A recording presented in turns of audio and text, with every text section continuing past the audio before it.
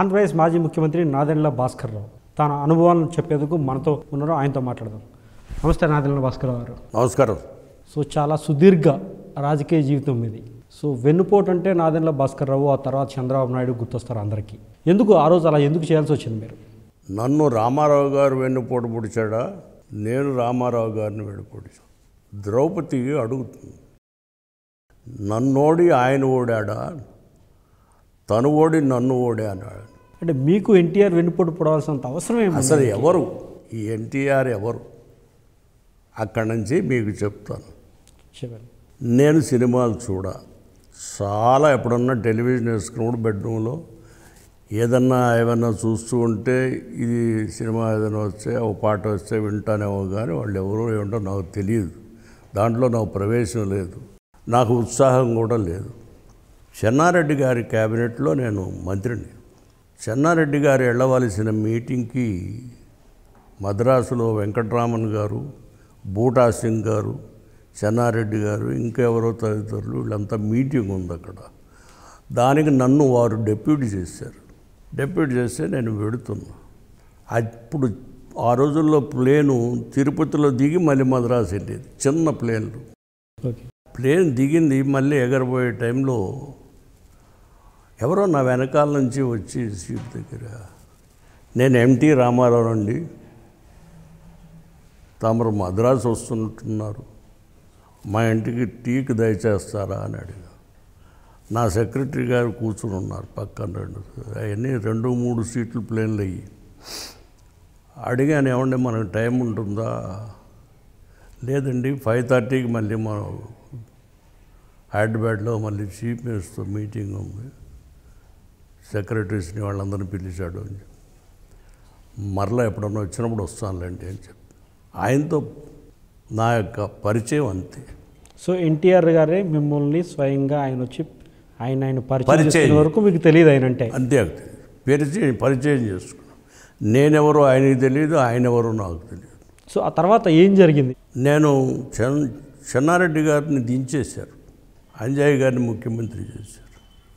అంజయ్ గారి క్యాబినెట్లో కూడా నేను మంత్రిని, అగ్రికల్చర్ మినిస్టర్.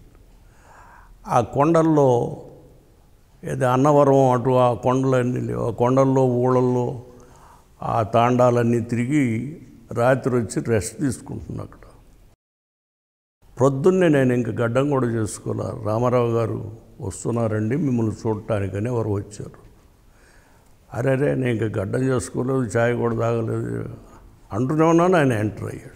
సరే నా తాగబోయే ఛాయ్, ఆయనకు కూడా ఛాయ్ కూర్చో, ఇక్కడ నేనేం చేయగలను మీకు, నా పోర్ట్ఫోలియోలో ఏముంది, మీకు ఏమిటి, నేను ఏ విధంగా ఉపయోగపడగలను, ఎందుకు వచ్చారు ఏమిటి అని అడిగా. ఏబే అదేం లేదు, మీరు మనవారు, చాలా బాగా పనిచేస్తున్నారు, చూసి సంతోషించడానికి వచ్చారు. ఛాయ్ తాగండి, ఛాయ్ ఇచ్చి పంపించేసి. మూడోసారి చెన్నారెడ్డి గారికి మేము షష్టి పూర్తి చేసాం 67. దాన్ని మన ఇంటి భోజనాన్ని పిలిచారు. మన ఆఫీసు స్టాఫ్ అంతా ఏం చేశారంటే, పెద్ద భోజనం కదా, పెద్ద ఫంక్షన్ చేస్తున్నాం అని చెప్పి 2 సినిమా యాక్టర్లు, 2 డాక్టర్లు, 2 లాయర్సు, అట్లా ఊళ్ళో ఉన్న పెద్దలను అట్లా సెలెక్ట్ చేసి 100-150 డెలిగేట్స్ని పెట్టారు. డెలిగేట్లు అనడానికి వీల్లేదు, గెస్టులుగా పెట్టారు. బాగా అరేంజ్ చేశారు. భోజనాలు అయ్యాను, బయట షామేనాలు వేసేసి. సరే పెద్ద వాన వచ్చి అదంతా చాలా బీభత్సమై లోపలికి మార్చారు. గెస్టులు వచ్చారు. గెస్టులంతా సరే లోపలే ఆ ఇంట్లో తల గదిలోనూ ఆ పెట్టింది ఏదో తినేసి వెళ్ళిపోయారు. వెళ్ళిపోయేటప్పుడు మెట్ల దగ్గర నేను నించుని థ్యాంక్స్ చెప్పడానికి నుంచున్నాను. ఆ సందర్భంలో నాగేశ్వరరావు గారిని ఈయన్ని కలిశాను. అంతేగాని నాకేమీ వాళ్ళతో పరిచయం లేదు. థ్యాంక్స్ చెప్పాను, వెళ్ళిపోయారు. కొద్ది రోజులు అయినాక నేను అంజయ్ క్యాబినెట్లో నుంచి రిజైన్ చేశాను. రిజైన్ చేసినప్పుడు ఖాళీగా ఉన్నాను. పత్రిక వాళ్ళంతా వచ్చారు. Age is on your side, why do you worry, ఏంది మంత్రి పోతే పోయింది, మీరు చేయాల్సింది చాలా ఉంది, ఇట్లా కూర్చుంటే అట్లా ఇట్లా కానీ కొంత ఎంకరేజింగ్గా మాట్లాడారు. సార్ బాగుందండి, అసలు రోజు ఈ ఢిల్లీ పోవటం ఇది అంతా ఏం న్యూసెన్స్, మన రాష్ట్రం మనం డెవలప్ చేసుకోలేమా అనే ఫీలింగ్ నాలో డెవలప్ అయింది.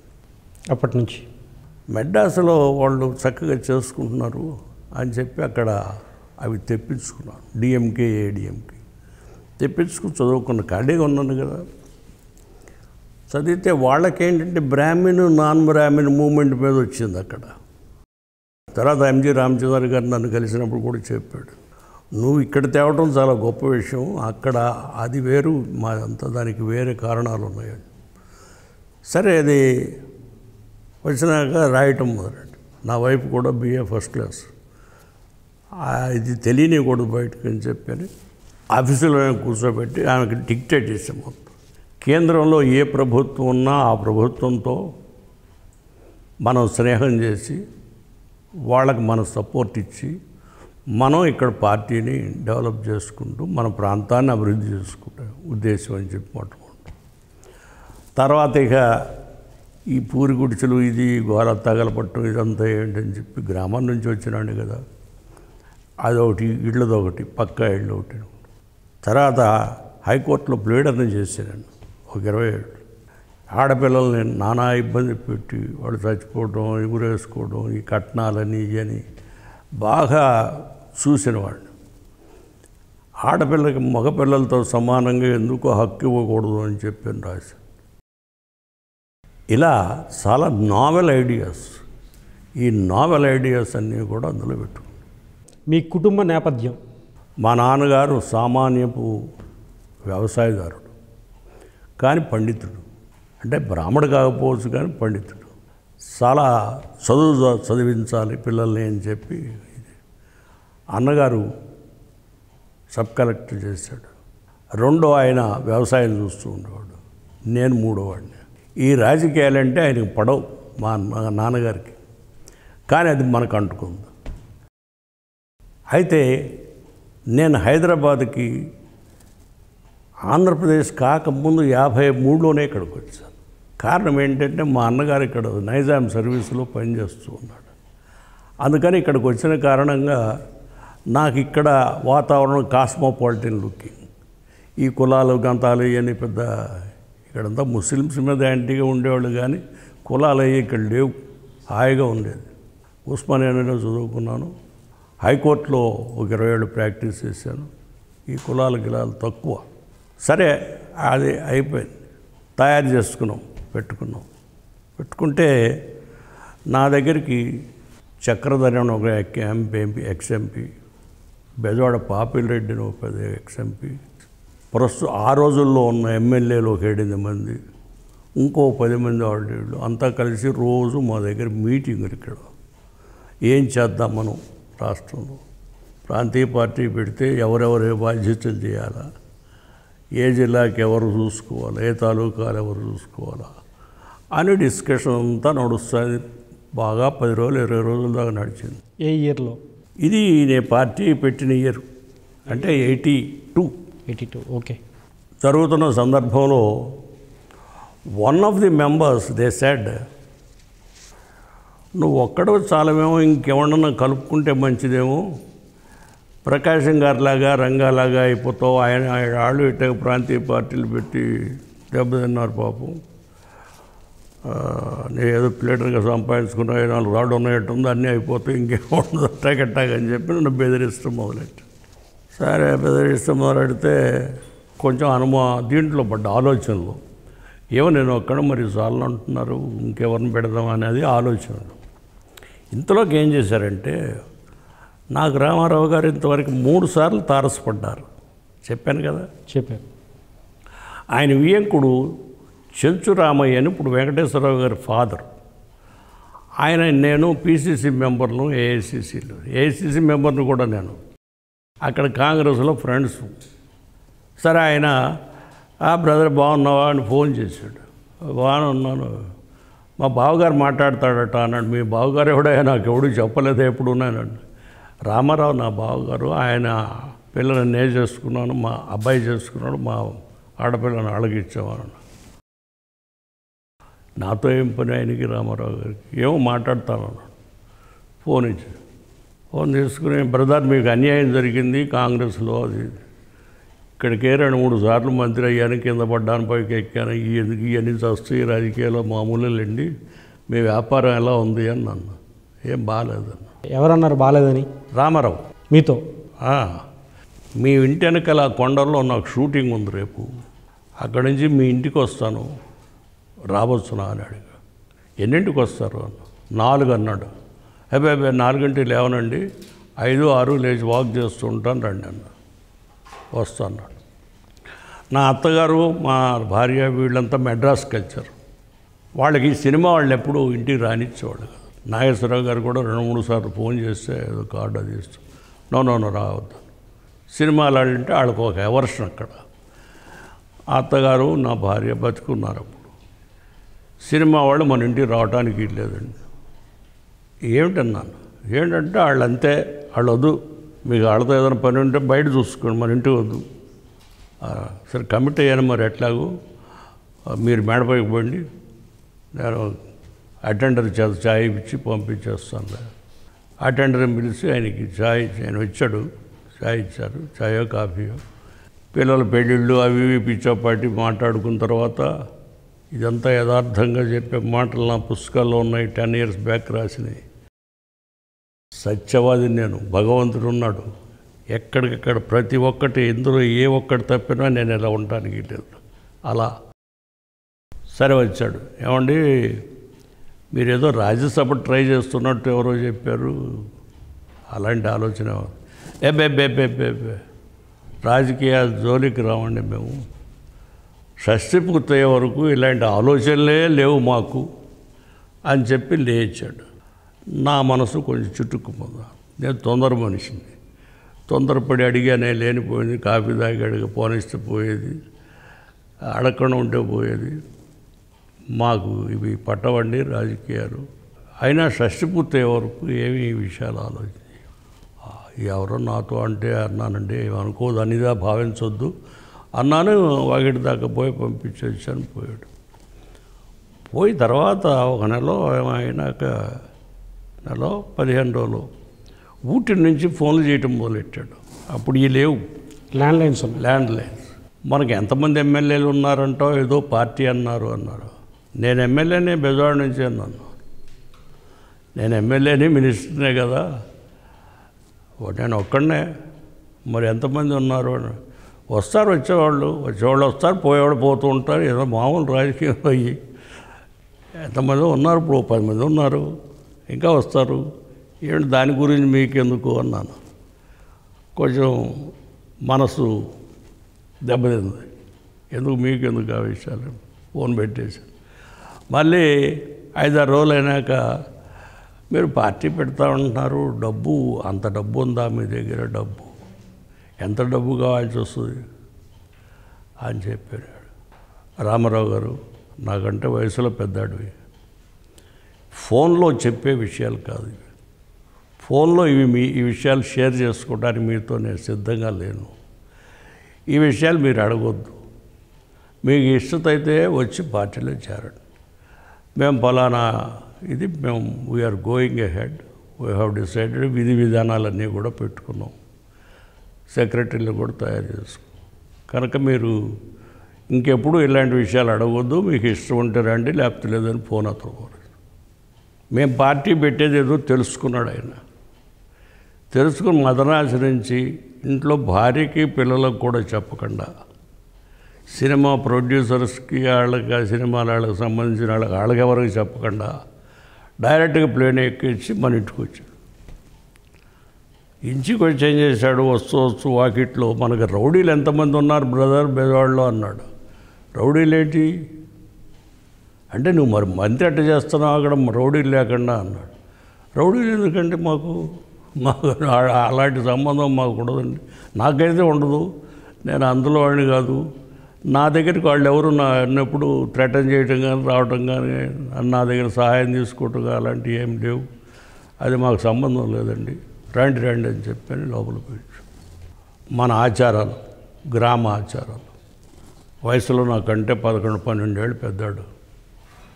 నా కుర్చీలో అతను కూర్చోబెట్టి పక్కన కుర్చీ ఆఫీసులో ఇదే ఆఫీసు, ఇదే ఇల్లు వెనకాల ఉండేది. అప్పుడు ఇదంతా ఖాళీ చోటు. ఓకే. ఎమ్మెల్యేలు గబక్కలు లేచారు. లేచి ఇప్పుడు ఆయన ఏంటి ప్రెసిడెంట్ చేస్తావా, అక్కడ కూర్చోబెట్టావని చెప్పని అపోజ్ చేశారు. నీ సీట్లో ఎన్టీఆర్ని కూర్చోబెడితే ఆయనైనా చేస్తావా, ఏంటి లేనిపోయింది, ఆయనకేం తెలుసు, మేమైతే పోతామని చెప్పి ఒకటి లేచారు. అయ్యేం కాదయ్యా, ఆయన నాకంటే వయసులో పెద్దవాడు, మరి 10 మంది పిల్లలు ఆయనకి జనవాళ్ళు ఉన్నారు, చూద్దాం, ఆలోచించేద్దాం, అందరం డిస్కస్ చేద్దాం అని చెప్పి కూర్చొని డిస్కషన్ పెట్టాం. కూర్చున్నాం, డిస్కస్ చేసాం, పార్టీ ఎట్లా అది ఇది అని చెప్పాక టిఫిన్కి లేచాం. టిఫిన్ రెడీ అయిందన్న టిఫిన్కి లేచారు. ఆ రోజుల్లో ప్లేన్ మెడ్రాస్ నుంచి 8కో ఏదో వచ్చేది, అందులో వచ్చాడు. మేము ఇక్కడ 10 o'clock టిఫిన్ పెట్టేసి సరే అప్పుడే నన్ను పక్కకు పిలిచాడు. బ్రదర్, నేను మీకు చెప్పలేదు, నేను పార్టీ అధ్యక్షుడిగా ఉంటే చాలు నాకు. ఆయన అడిగాడు. నేను వాళ్ళ దగ్గర రేజ్ చేసి, ఆయన వెళ్ళిపోయాడు ఇంటికి, నేను రేజ్ చేసి అతనికి ఏం తెలుసు, ఎందుకు మేము అంతా ఇబ్బంది పడాలా, అతనికి ఎట్లా తెలుసు, జిల్లా తెలియదా, తాలూకా తెలియదా, ఎట్లా మోస్తావు, ఇది కష్టం అతనితో. అందులో పైగా సినిమాలో చాలా ఆయన కాళ్ళు 5 దండాలు పెట్టించుకుంటాడట, అహంకారట, అదేనట, ఇదట, రకరకాలుగా మాట్లాడారు. మాట్లాడితే సరే అవన్నీ మనకెందుకు లేవా సినిమా గోల, అతను వస్తే కొంత పబ్లిక్ అట్రాక్ట్ అవడానికి ఒక వీలు ఉంటుంది. అతనికేం తెలియదు, అతని రాజకీయపు అజ్ఞానే, అతనికేం పెద్ద తెలియదు. కానీ అతను ఫిగరు, మరి అతను సినిమాలు రాముడు భీముడు తీశాడు, నేను మరి పబ్లిక్ కొంత కన్విన్స్ అయ్యి మనకు బరువు తగ్గుతుంది, మనం ప్రచారం బరువు తగ్గుతుంది. అయితే ప్రచారం కమిటీ చైర్మన్ చెయ్యి ఆయన అన్నాడు. ఆయన అట్లా లేడు, పార్టీ ప్రెసిడెంట్గా అధ్యక్షుడిగా ఉంటాను పెద్దగా, మరి మిగిలినవన్నీ మీరు చూసుకోండి అంటున్నాడు అని చెప్పి కొంతమంది ఆమోదించారు, కొంతమంది వ్యతిరేకించారు. ఇవన్నీ సాయందా నడుస్తూనే ఉన్నాయి. పార్టీ పేర్లు అవి కూడా మేము కొన్ని తయారు చేసుకున్నాం, ఏదో జాగృతి అని అదని ఇదని తయారు చేసుకున్నాం. మీటింగ్కి వెళ్ళాం. వేములపల్లి రామకృష్ణ అని, వేములపల్లి శ్రీకృష్ణ అని మీకు తెలుసు ఉండాలి, మంచి కవి, కమ్యూనిస్ట్ లీడరు. ఆయన మా ఇంటి దగ్గరలోనే ఉండేవాడు, మా ఇంటికి వచ్చాడు. ఆయన చెయ్యెత్తి జైగొట్టు తెలుగోడా అని చెప్పి ఒక పాట రాశాడు. ఆ పాట నా దగ్గర ఉంది. మా తెలుగు తల్లికి మల్లెపూలు దండ, మనం ప్రకాశం గారు మా కుమార్తె మనవరాలు పాడింది, అది ఒకటి పెట్టి. హైకోర్టు జడ్జి గారి కుమార్తె, మంచి పిల్ల, చక్కని పిల్ల, ఆ పిల్ల చేత ఈ ముందు పాట మల్లెపూల దండది, లాస్ట్లో జై చెట్టు చెరుగొట్టు 2 పాడించాలని చెప్పి నిర్ణయం చేసి ఓ దీపం అక్కడ పెట్టి, ఆ దీపాన్ని అందరూ కూడా వెలిగించి ఉపన్యాసాలు మొదలెడదామని చెప్పి ఏర్పాట్లన్నీ చేసుకున్నాం. సాయంత్రం ఆయన అక్కడ రమ్మన్నాం. రమ్మటే ఎమ్మెల్యే క్వార్టర్స్కి వచ్చాడు. ఏమన్నా, నాకంటే పెద్దాడివి కదా, పార్టీ పేరు ఏది పెడితే బాగుంటుంది అని అన్నా. మా దగ్గర 5-6 పేర్లు ఉన్నాయి, ఏది పెడితే బాగుంటుంది. ఏముంది బ్రదర్, మనమంతా తెలుగు వాళ్ళం కదా, ఇది తెలుగుదేశం కదా, తెలుగుదేశమే అందాం, ఏముంది అందులో అన్నాడు. అంటే అది యాక్సెప్ట్ చేయరు, పత్రికల వాళ్ళు కూడా యాక్సెప్ట్ చేయరు. అది దేశం వేరు, పార్టీ జెండా వేరు, పార్టీ వేరు కనుక దేశం అనేది అది యాక్సెప్ట్ చేయరు. పోసాను అది మీరు ఇంకేమైనా అమెండ్ చేసుకుని మాట్లాడి చెప్పండి, నాకు నా దగ్గర ఉన్నాయి చెప్తాను మీకు అని చెప్పి నా దగ్గర ఉన్నాయని చెప్పాను. ఎందుకు బ్రదర్ తెలుగుదేశం అనే పెడదామని, తప్పింది కాదు, ఒప్పుకున్నాం, తెలుగుదేశం అని అనౌన్స్ చేశారు. ఆ పార్టీని ఎవరి పేరుతో రిజిస్టర్ చేశారు? పార్టీ రిజిస్టర్ చేయడానికి ఆయన ఎమ్మెల్యే కాదుగా, నేను ఎమ్మెల్యేని. మీరే రిజిస్టర్ చేశారు. ఇంకొక 3 నాతో పాటు ఎమ్మెల్యేలు వచ్చారు. గద్దే రత్తయ్య, అలాగే హరిజన్ నాయకులు 1 వాళ్ళు ఎమ్మెల్యేలు. అట్లా మేము 4 ఎమ్మెల్యేలు సంతకం చేసాం. లేకపోతే పార్టీ రిజిస్టర్ కాదు కదా, అలా చేసాం. కనుక వాడు ఏ విధంగా కూడా రామారావు పెట్టాడు అనే దాంట్లో యథార్థం లేదు. సో ఆ పార్టీ మీరే పెట్టారంటారు, తెలుగుదేశం పార్టీ అనేది మీరు పెట్టింది అని అంటారు. నామధేయం ఆయన పెట్టాడు, మీరు రిజిస్టర్ చేయించారు, పేరు ఆయన పెట్టారు. తర్వాత చేసి దానికి అధ్యక్షుడు ఆయన అని చెప్పి రిజిస్టర్ చేశాం. మేము సంతకాలు పెట్టి, మేము ఎమ్మెల్యేలేం కదా, సంతకాలు పెట్టి. ఇదంతా కూడా గుడిగా ఉన్నప్పుడు జరిగిన వ్యవహారం. సరే, మొత్తానికి నడుపుకుంటూ వచ్చాం, జిల్లాలు ఇవి చెప్పుకుంటూ వచ్చాం. ఆయన అహంకారి, దానికి తోడు స్వార్థపరుడు, పిచ్చి స్వార్థం. దానికి యాడింగ్గా ఆయన ఫ్యామిలీ అంటే ఆయనకు ఉన్నంత మమకారం మరి ప్రపంచంలో ఎవరు లేదు, అంత మమకారం. ఈ మూడు ఆ బలహీనతలో అతన్ని బయటికి రానివ్వట్లా. వస్తూనే పార్టీలోకి అల్లుడిని వెంట పెట్టు రావటం, అల్లుడు గారు చూసుకుంటారని చెప్పటం. మొట్టమొదటి పెద్ద అల్లుడు ఉండేవాడు వెంకటేశ్వరరావు గారు. అలా కలుషితం అయిపోయినాయి రాజకీయాలు. ఇప్పుడు మన ఇద్దరం మాట్లాడుకున్నప్పుడు ఇంకో మనిషి వచ్చి చేరితే రాజకీయాలు ఎట్లా కలుషితం అవుతాయో, ఆ ట్యాంకులో ఉన్న నీళ్లు గబక్కని మురికి కలిసిపోతాయి. అలాగా వీళ్ళని తీసుకొచ్చి వాళ్ళని ఆ బంధువు ప్రీతితో వాళ్ళని పెట్టేటప్పటికి వాళ్ళకి తెలియదు. పైగా వాళ్ళందరూ సినిమా వాళ్ళు, వాళ్ళకి రాజకీయాలు వాళ్ళకి ఏం తెలియదు, ఫ్యామిలీకి అంతా సినిమా వాళ్ళే. వాళ్ళు ఇందులో ఇంటర్ఫియర్ అయ్యేటప్పటికి నాకు ఫంక్షనింగ్ చాలా ఇబ్బంది అయిపోయింది. నాకు ఫంక్షనింగ్ ఇబ్బంది అయ్యేటప్పటికి కొంత మనస్సు నాది బాధపడినప్పుడు మేము మళ్ళీ పైగా పార్టీ ఆఫీసులో కూర్చోకుండా సినిమాలు తీసుకోవడం మొదలెట్టాడు. 2-3 సినిమాలు తీసుకున్నాడు పార్టీ నడుపుతూ ఉండగానే. డబ్బంతా పార్టీకి ఇస్తానని చెప్పి పార్టీకి ఇవ్వకుండా తనే వాడుకున్నాడు. సరే, మంచిది.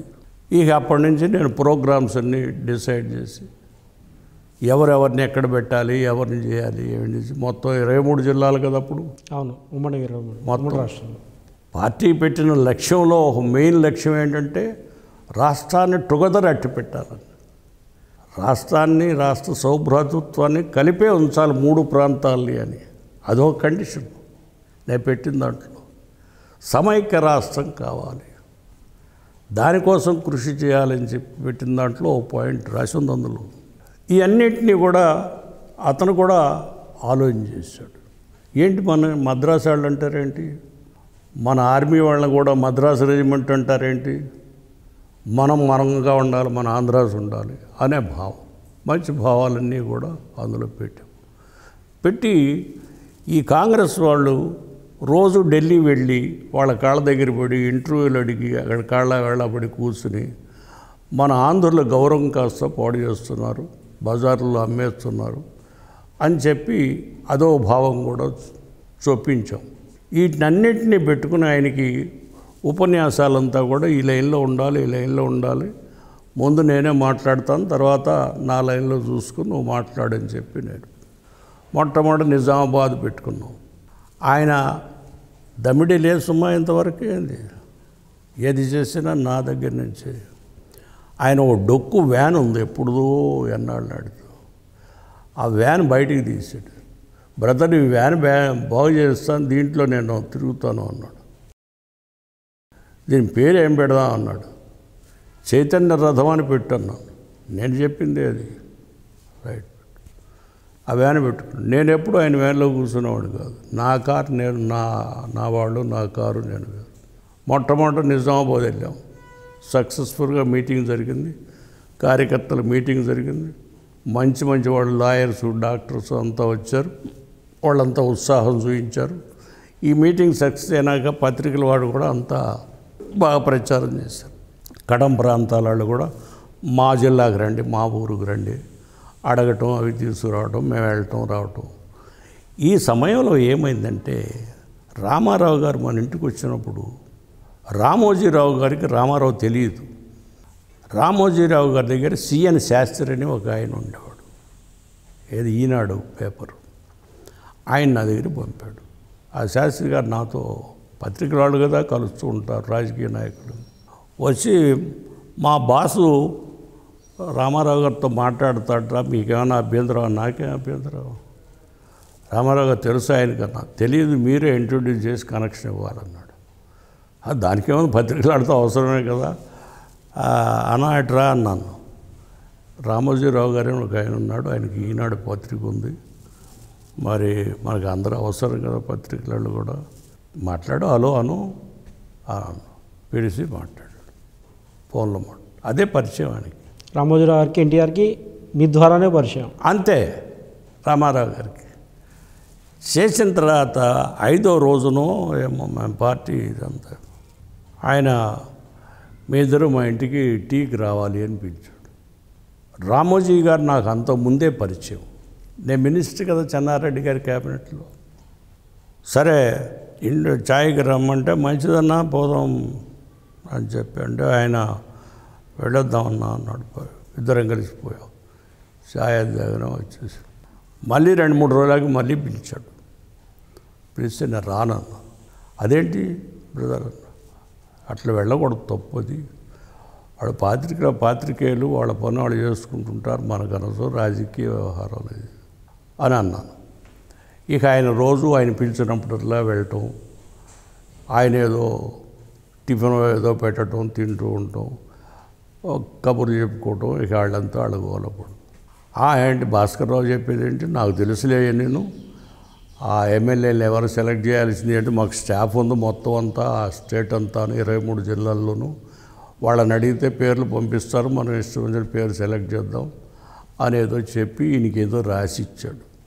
రాసిస్తే ఈయన వియ్యంకుడు వాళ్ళు వీళ్ళు ఏదో అనుకుని అతను వద్దు, అది అతను చెప్పింది మనం మాట్లాడొద్దు, మీరిద్దరే కూర్చుని మీరిద్దరే తిరిగారు కనుక మొత్తం రాష్ట్రం అంతా మీకు తెలుసు ఎక్కడ ఏ ప్రాంతంలో ఎవరైతే ఏ కులం వాళ్ళు అయితే గెలుస్తారు అని మనం సర్వే చేయించుకున్నాం కదా, దాని ప్రకారం మీ ఇద్దరే కూర్చుని చేయండి అని చెప్పి.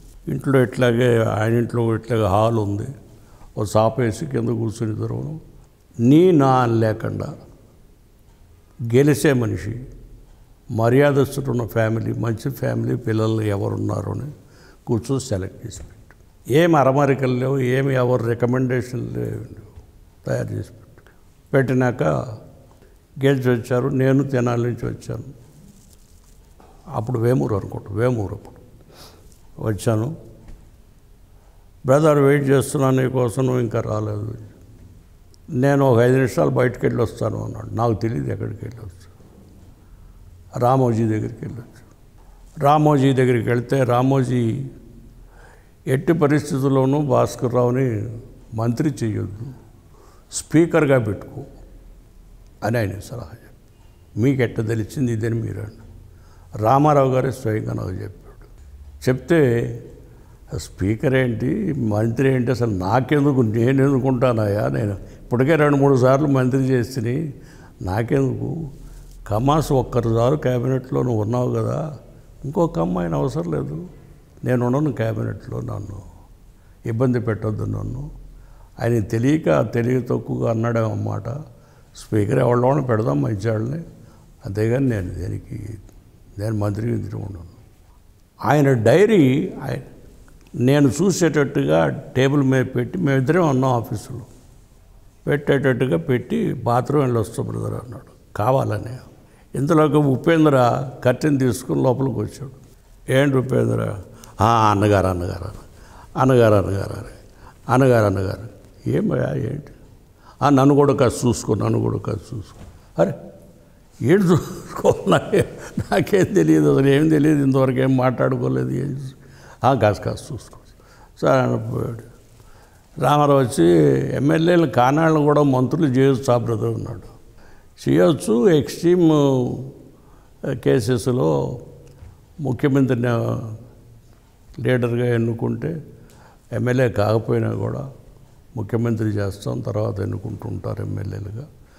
ఈవెన్ అదర్వైజ్ మంత్రులు చేసి తర్వాత రాజ్యసభ ఏదో ఇచ్చిన వాళ్ళు కూడా ఉన్నారు. కానీ మన ఉపన్యాసాల్లో మనం అలాంటి పనులు చెయ్యమని చెప్పాం కదా, కాంగ్రెస్కి వ్యతిరేకంగా అని చెప్పాం కదా మనం. మరి అది చేస్తే బాగుంటుందా, బలహీనపడతాం ఇప్పుడే, అది నీ ఇష్టం అన్నాను. అంటే అలా బలహీనపడే పని మనం అందుకు వద్దు ఎవరు. సో అక్కడే కట్టువాడు. సరే క్యాబినెట్ రాసి అంతా నా మీద నన్ను ఎవరు బూతులు తిడతారా, నన్ను ఎవరు వ్యతిరేకిస్తారా వాళ్ళ పేర్లన్నీ రాసుకుని పెట్టుకున్నాడు. ఇది డైరీలో వీళ్ళంతా రాయించి ఉంటుంటారు పక్కన చేరి. నేను ఊరికి వెళ్ళి వచ్చేటప్పటికి సరే చూశాను. అది చూసి ఏదో రాసుకున్నారు కదా, ఏదో డిస్కస్ చేసి ఉంటారు, నీ ఇష్టం వచ్చిన వాళ్ళు క్యాబినెట్ ఎప్పుడు ముఖ్యమంత్రి ఇష్టం వచ్చిన వాళ్ళే పెట్టుకుంటారు అని చెప్పి, అదేం లేదులే బ్రదర్ అని చెప్పి ఆ పుస్తకాలని ఇచ్చి అతల పారేసి, క్యాబినెట్ మీరు రాయండి, నాకు పేర్లు తెలియదు, ఎవరేమిటో తెలియదు, మీరు రాయండి అంటే నేను చెప్పినట్టు మరి మీరు ఆమోదిస్తారా? రాజగోపాలాచారి గారి క్యాబినెట్ పెట్టినట్టు 15 మందికి దాటటానికి వీల్లేదు. 23 జిల్లాలు, 10 కోట్ల ప్రజానీకం, 15 మందికి దాటటానికి వీల్లేదు. 15 మందిలోనూ అన్ని కులాలని నేను అడ్జస్ట్ చేస్తా. అలా మీరు యాక్సెప్ట్ చేసి మరి ఎవరికి చేయించకుండా ఉంటారంటే తీసుకెళ్ళి గవర్నర్కి ఇచ్చొద్దు కానీ అన్నాను. నేను ఒప్పుకుంటావా అన్న. అట్లా నువ్వు బ్రదర్ నువ్వు ఏం చేస్తే అది నాకేం తెలియదు, నీ ఇష్టం వచ్చినట్టు రాశాను.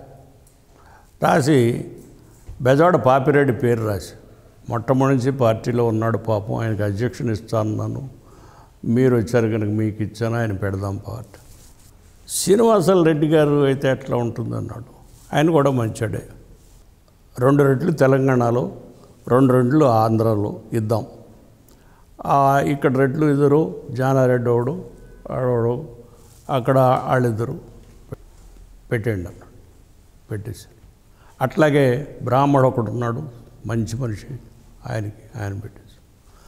అలాగే ముస్లిము ఎప్పుడు తెలంగాణకి ఇస్తాం ఉన్నాం, ఇతర ఆంధ్రాకి ఇద్దాం, ఇచ్చేద్దాం.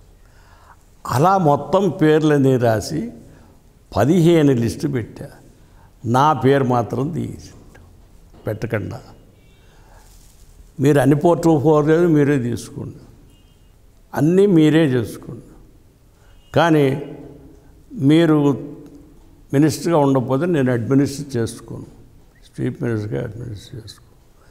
నేనట్టు నాకు కూర్చోవడమే తెలియదు, ఏ కుర్చీని కూర్చోవాలో తెలియదు, ఏం మాట్లాడాలో తెలియదు, స్పీకర్ని ఎట్లా అడ్రస్ చేయాలో తెలియదు. అతని ఉద్దేశం ఏంటంటే ఆనాటికి అతనికి రాజకీయ జ్ఞానం ఏమిటంటే అతను లెఫ్ట్నున్నాళ్ళంతా లెఫ్టిస్టులు, రైట్నున్నాళ్ళంతా రైటిస్టులు అని భావం అటదు. నన్ను అడిగాడు, బ్రదర్ ఏముంది ఇందులో, అసెంబ్లీలో లెఫ్ట్లు కూర్చున్న వాళ్ళంతా లెఫ్టిస్టులు, రైట్లు కూర్చున్న వాళ్ళంతా రైటిస్టులు కదా అన్నాడు.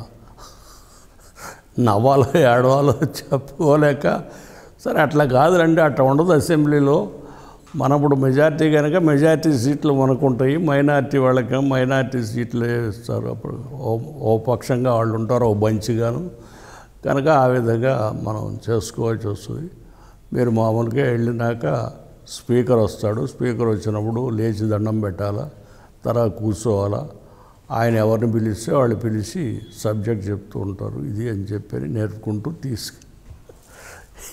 మంత్రులు లిస్ట్ తీసుకెళ్ళేటప్పుడు అలిగి నాకు వద్దని చెప్పాడు కదా, ఈ చెంచురామయ్యని, ఇంట్లో ఆడవాళ్ళని అందరిని తీసుకొచ్చి, ఏ ఆడవాళ్ళు అయితే నేను ఈ రామారావు గారిని సినిమాల్లో నుంచి తీసుకెళ్ళి రాజకీయాల్లో పెట్టి మా జీవితం పాడు చేస్తున్నాడు, మాకు వచ్చే ఆదాయాన్ని పాడు చేస్తున్నాడు, ఈడెవడో సన్నాసి మాకు దొరికాడు అని తిట్టుకున్న ఆడవాళ్ళు అంతా వచ్చి, మీరు క్యాబినెట్లో రేపుతా ఆయన ఎట్టా నడుస్తాడు, ఎట్టా ఇది చేస్తాడు, అది ఇదంతా బతిమాలితే లాస్ట్లో తప్పక నా విధి వక్రించి నేను యాక్సెప్ట్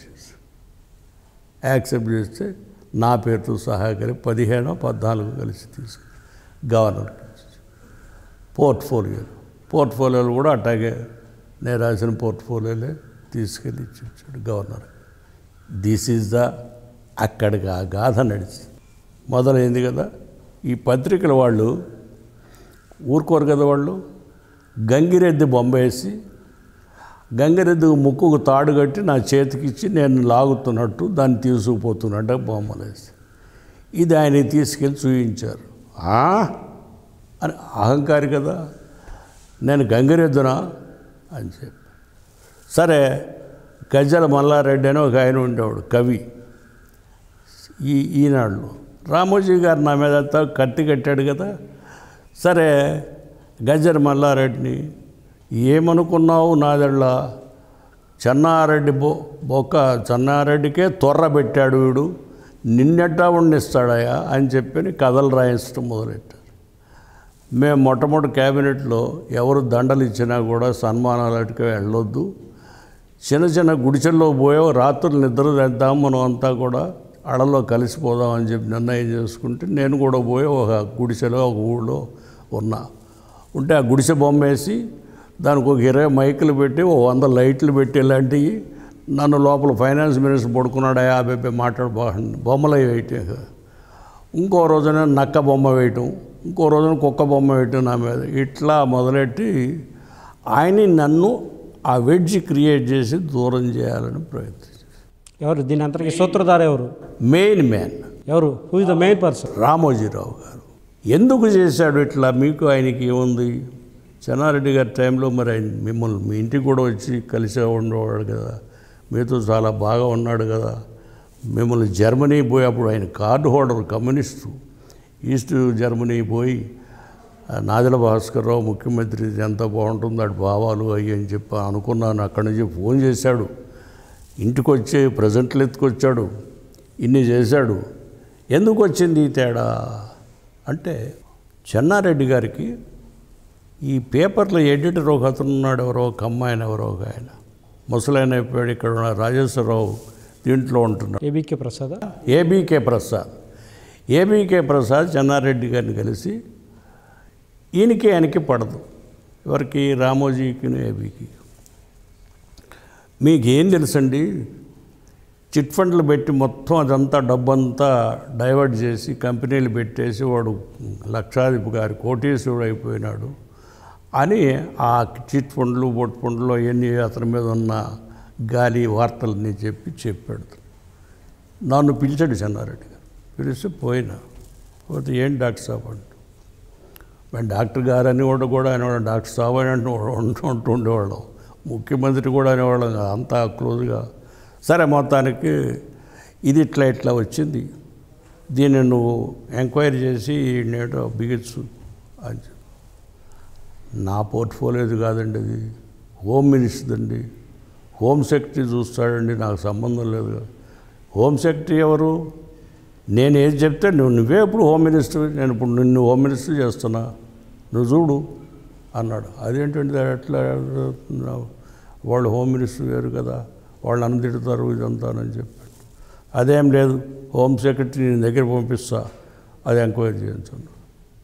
హోమ్ సెక్రటరీ నా దగ్గర పంపిస్తే రిలక్టెంట్లీ ఏమండి చెన్నారెడ్డి గారు ఇట్లా చెప్పాడు ముఖ్యమంత్రి గారు, ఇది ఏమిటో తెలుసుకోండి, మీరు తెలుసుకొని మరి ఆయన చెప్పండి రిపోర్ట్ అన్నా. ఈ ఆఫీసర్లకి చెన్నారెడ్డి గారు అంటే చాలా భయం, తిడతాడని. సరే వెళ్ళి రామోజీరావు గారి దగ్గర అక్కడ ఏమీ లేదు, అలాంటి ఇర్రెగ్యులారిటీస్ ఏమీ లేవని రాసుకొచ్చాడు. నాకెందుకు ఇస్తే ముఖ్యమంత్రికి తీవు పోయాను, నేను ఎవరండి, నేను మీకే ఇస్తాను, మీరే ఇచ్చుకున్నాను. ఈ రిపోర్ట్ తీసుకుని నేను ఆయన పోతే నువ్వంతా పప్పు ఒత్త బాబనాడు చొత్తొత్తు అని చెప్పి నా మీద కేకలేశాడు. అరే వాడు ఆఫీసర్ తెచ్చింది నేను మీకు ఇస్తాను, నేనేం చేసేదండి, నేను ఎట్లా, నాకేం చేయాలో నాకు తెలియదు, అదేమిటి దాని సగం నాకు తెలియదు, ఎవరు చెప్పారు మీకు, అక్కడేమీ లేదట అని అంటే వినకుండా నా మీద కేకలేసి తిట్టాడు.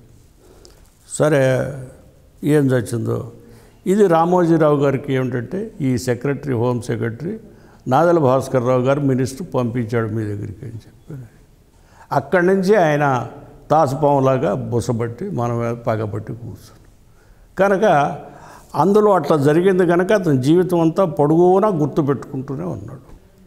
ఆ విధంగా రామారావుకి నాకు ఈ విధంగా రప్చర్ క్రియేట్ చేయాలని ట్రై చేసి ఎవరో దగ్గర 1 ఇయర్లో భాస్కర్రావుని అక్కడ మంత్రిగా లేకుండా తీసేయకపోతే నేను నా కంపెనీలు ఎత్తేసుకుంటాను, అంత దుగ్ధతో బాధపడి ఉన్నాడట ఆయన. మరి అదేమిటో అట్లాగే క్రియేట్ చేశాడు. మేము ప్రయాణం చేస్తున్నాం కదా ఇద్దరం కలిసి ప్రచారానికి, మీరు భాస్కర్రావు గారు ఇద్దరు కలిసి వెళ్ళటం మంచిది కాదు, మీరు ఓ పక్కన పోండి, ఆయన ఓ పక్కన పోండి, అంతేగాని ఇద్దరు కలవద్దు అని చెప్పని అతను సలహా చెప్పాడు. అని తెలియక బ్రదర్ నువ్వు తెలంగాణలో తిరుగు, నేను ఆంధ్రాలో తిరుగుతాలే అని చెప్పి పోయాడు. ఆయన మాట నమ్మాడు, వెళ్ళాడు. కనుక అక్కడి నుంచి ఆయనకి నా మీద ఒక విధమైన పగ, ద్వేషం, ఆ ద్వేషం పెట్టుకుని చేస్తూ వచ్చాడు. పేపర్లో ఎక్కడన్నా నేను ఉపన్యాసం ఇస్తే నా ఉపన్యాసం కంటెంట్స్ ఏమీ రాయడు. నా ఉపన్యాసం కంటెంట్స్ రామారావు ఇచ్చినట్టుగా రాస్తాడు ఈనాడు పేపర్ అంతా. అలా బిల్డప్ చేసుకుంటూ రామారావుని వచ్చాడు ఆయన. నేను ఆయన కలిసి ఉన్నది కూడా ఎక్కడ బొమ్మ కూడా వేయడు, రాయను కూడా రాయడు.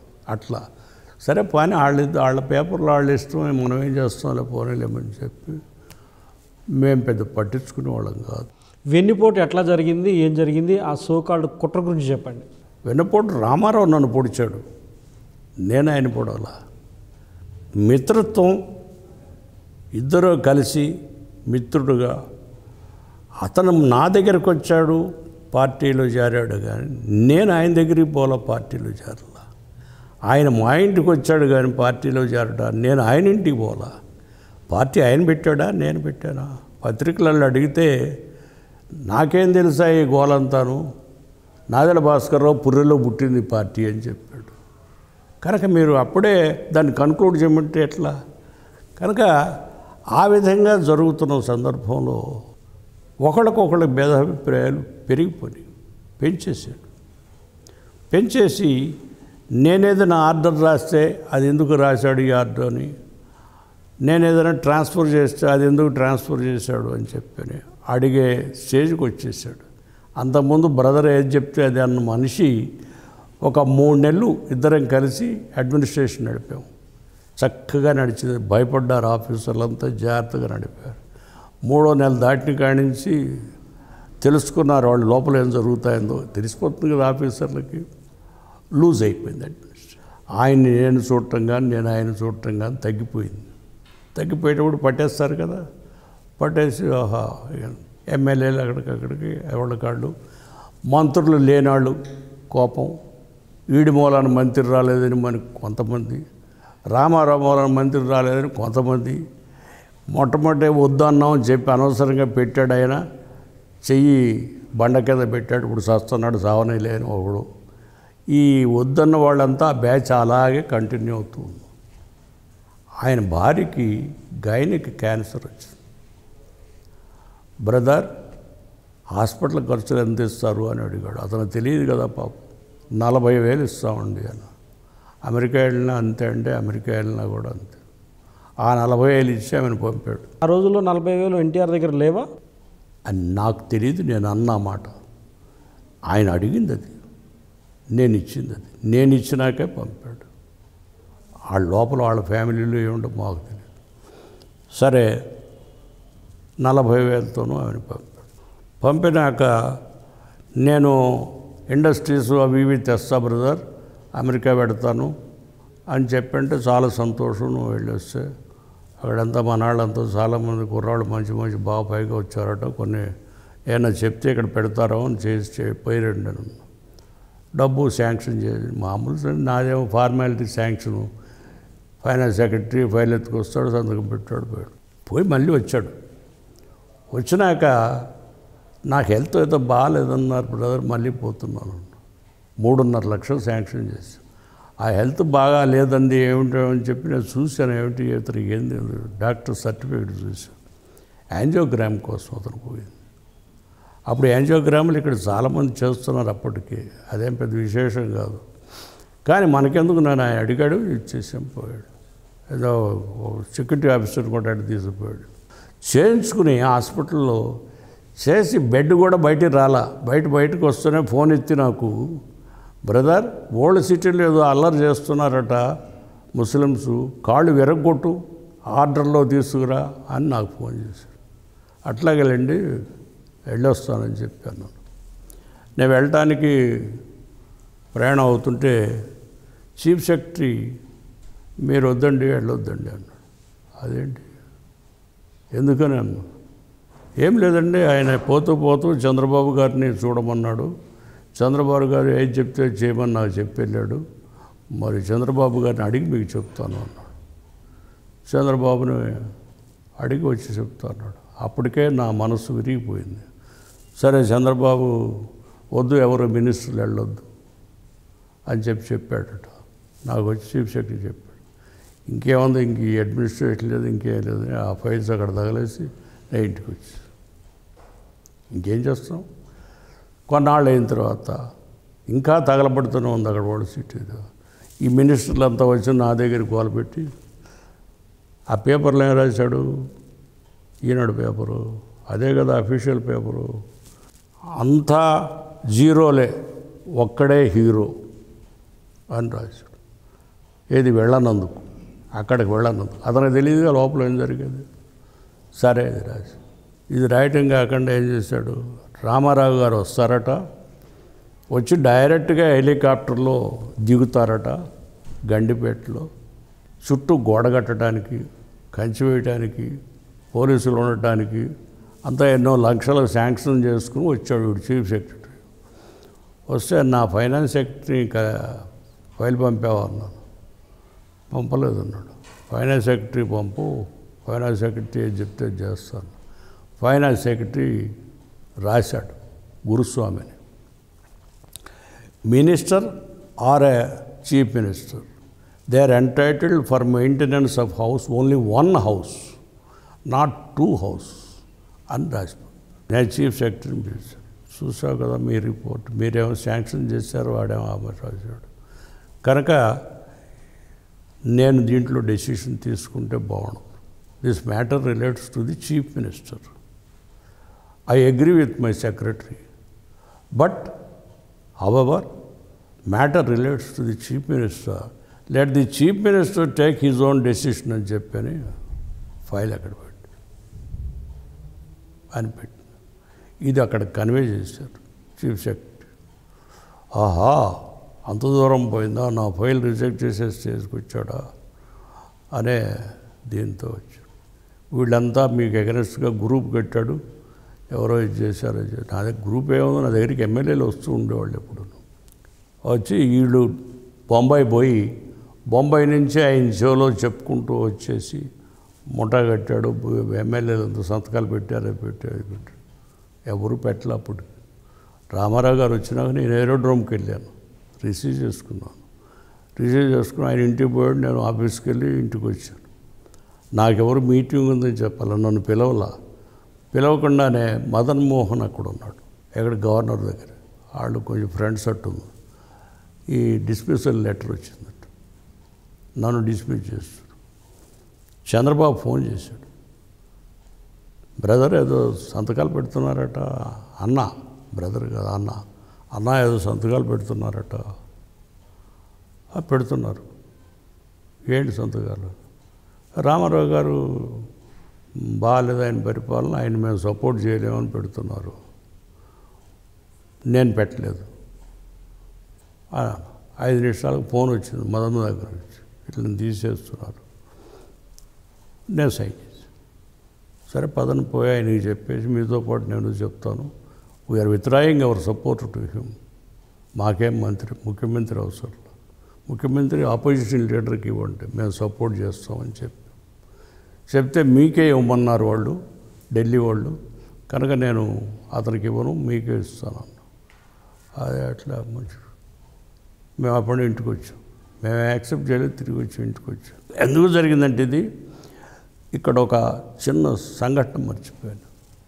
ఈ పార్టీ పెట్టినప్పుడు చంద్రబాబు రామారావు గారి మీద కంటెస్ట్ చేస్తాను అని చెప్పి కాంగ్రెస్ నుంచి ఛాలెంజ్ చేశాడు, కాంగ్రెస్ మినిస్టర్గా ఉండి. ఆ చంద్రబాబు నాయుడు గారు నాకు ఫోన్ చేసి అన్న మిమ్మల్ని కలుస్తాను అన్నాడు. నేను కాంగ్రెస్లో మంత్రిగా ఉన్నప్పుడు వీళ్ళంతా నా దగ్గర తిరుగుతూ ఉండేవాళ్ళు. ఈ వెంకయ్య నాయుడు, ఈ చంద్రబాబు, వీళ్ళంతా ఏ చిన్న చిన్న ట్రాన్స్ఫర్లు అవి చేసుకుని బతుకుతూ ఉండేవాళ్ళు, తిరుగుతూ ఉండేవాళ్ళు. అప్పుడు జీతాలు ఎమ్మెల్యేలు అందరికీ 500, 400 అంతాను. సో ఈ చిన్న చిన్న పనులు చేయించుకుంటూ ఉండేవాళ్ళు. అలాంటి వాళ్ళలో వీళ్ళిద్దరు మెయిన్ నా దగ్గర. సరే అన్న కలుస్తాను, సెక్రటరీ రాక రేపు పొద్దునే అక్కడ కలుద్దాంలే అన్నా. కాదన్నా ఇంటి దగ్గర కలుస్తాను. సరే రా. అప్పుడు ఇక్కడ సెక్యూరిటీ స్టాఫ్ ఇక్కడ ఉండేది, నా ఇల్లు అక్కడ ఉండేది. నేను ఆ రాత్రి అతను చెప్పినాక మర్చిపోయి పోలీసు వాళ్ళకి చెప్పాల. పొద్దున్నే అతను వచ్చాడు ఇక్కడికి. వస్తే వాళ్ళు అలా రానివ్వరు కదా, అడ్డం కొట్టారు. మాకేం ఇన్స్ట్రక్షన్స్ లేవని చెప్పి అని పలానా అని చెప్పి పలానా కావచ్చు కానీ వెళ్ళిపోయాడు. వెళ్ళిపోయి 7ంటికి అట్లా ఫోన్ చేశాడు. అన్న రాత్రి వచ్చాను, నువ్వు తెల్లారగట్టే వచ్చాను, మీరు చెప్పలేదట గేట్ దగ్గర, సారీ, ఐ అపాలజైజ్, పొరపాటు చేశాను, రాత్రి పొద్దున్న బాధ్యతగా ఉండి పడుకున్నాను, నేను చెప్పలేదు, మీరు ఎప్పుడు వస్తారు, ఇప్పుడు వస్తారా అన్న. వస్తాను. 9ంటికి వచ్చాడు. 9ంటికి వస్తే ఏమిటి అన్న, పార్టీలో చేర్చుకోమని అడగటానికి వచ్చాను మిమ్మల్ని. ఎవరెవరు వచ్చారు మీతో ఆయనతో పాటు? ఆయన పక్కనే అతని పేరు ఏంది, మాదాసు గంగాధరం చంద్రబాబు నాయుడు కలిసి మీ దగ్గరికి వచ్చి పార్టీలో జాయిన్ అవుతామని చేర్చుకోమని అడిగారు. అవునా కదా? అవును. అవునా కాదా అన్నట్టు మీరు చదివారనమాట. ఏమి అడిగారు. అడిగితే మీ మామగారిని ముఖ్యమంత్రి చేసాం కదా, పార్టీ ప్రెసిడెంటు, మళ్ళీ నన్ను ఎందుకు దించుతో ఇందులోకి, ఆయనే అడిగి కలిసి మంచి చేసుకొని చెప్పాను. అంటే వాడు కన్నా వెధవాడు, సినిమా రౌడీ, మోసగాడు, పెద్ద కేటు, ఆయన గురించి వాడు నీ గడపెట్ట దొక్కాడు అన్నవాడు, సినిమా రౌడీ వాడు, వాడు పెద్ద నీ గడపెట్ట దొక్కాడు వాడు, అసలు నీకేంటి, నీ మాటల క్యారెక్టర్ ఏంటి, వాడేంటి, వాడు నీ దగ్గరికి ఎట్ట వచ్చాడు అసలు అని చెప్పి వాడు ఇష్టం వచ్చిన ఏమిటో వాళ్ళకి 10 లక్షలు కట్నం మాట్లాడుకున్నట్ట, ఏదో డొక్కు కారు పంపాడట, ఓ 2 లక్షలు ఎక్కడో ఇచ్చాట, షేర్లు ఏవి ఇచ్చాట, ఇట్లా పిచ్చి పిచ్చి బూతులు అనేది ఇచ్చాడు. చంద్రబాబు గారు నేను ఇప్పుడు గారు అంటున్నాను, అరే నువ్వు ఈ మాటలన్నీ నేనన్నానని చెప్పి రామారావు చెప్తే నా పని ఏం కావాలి అని అన్నాను.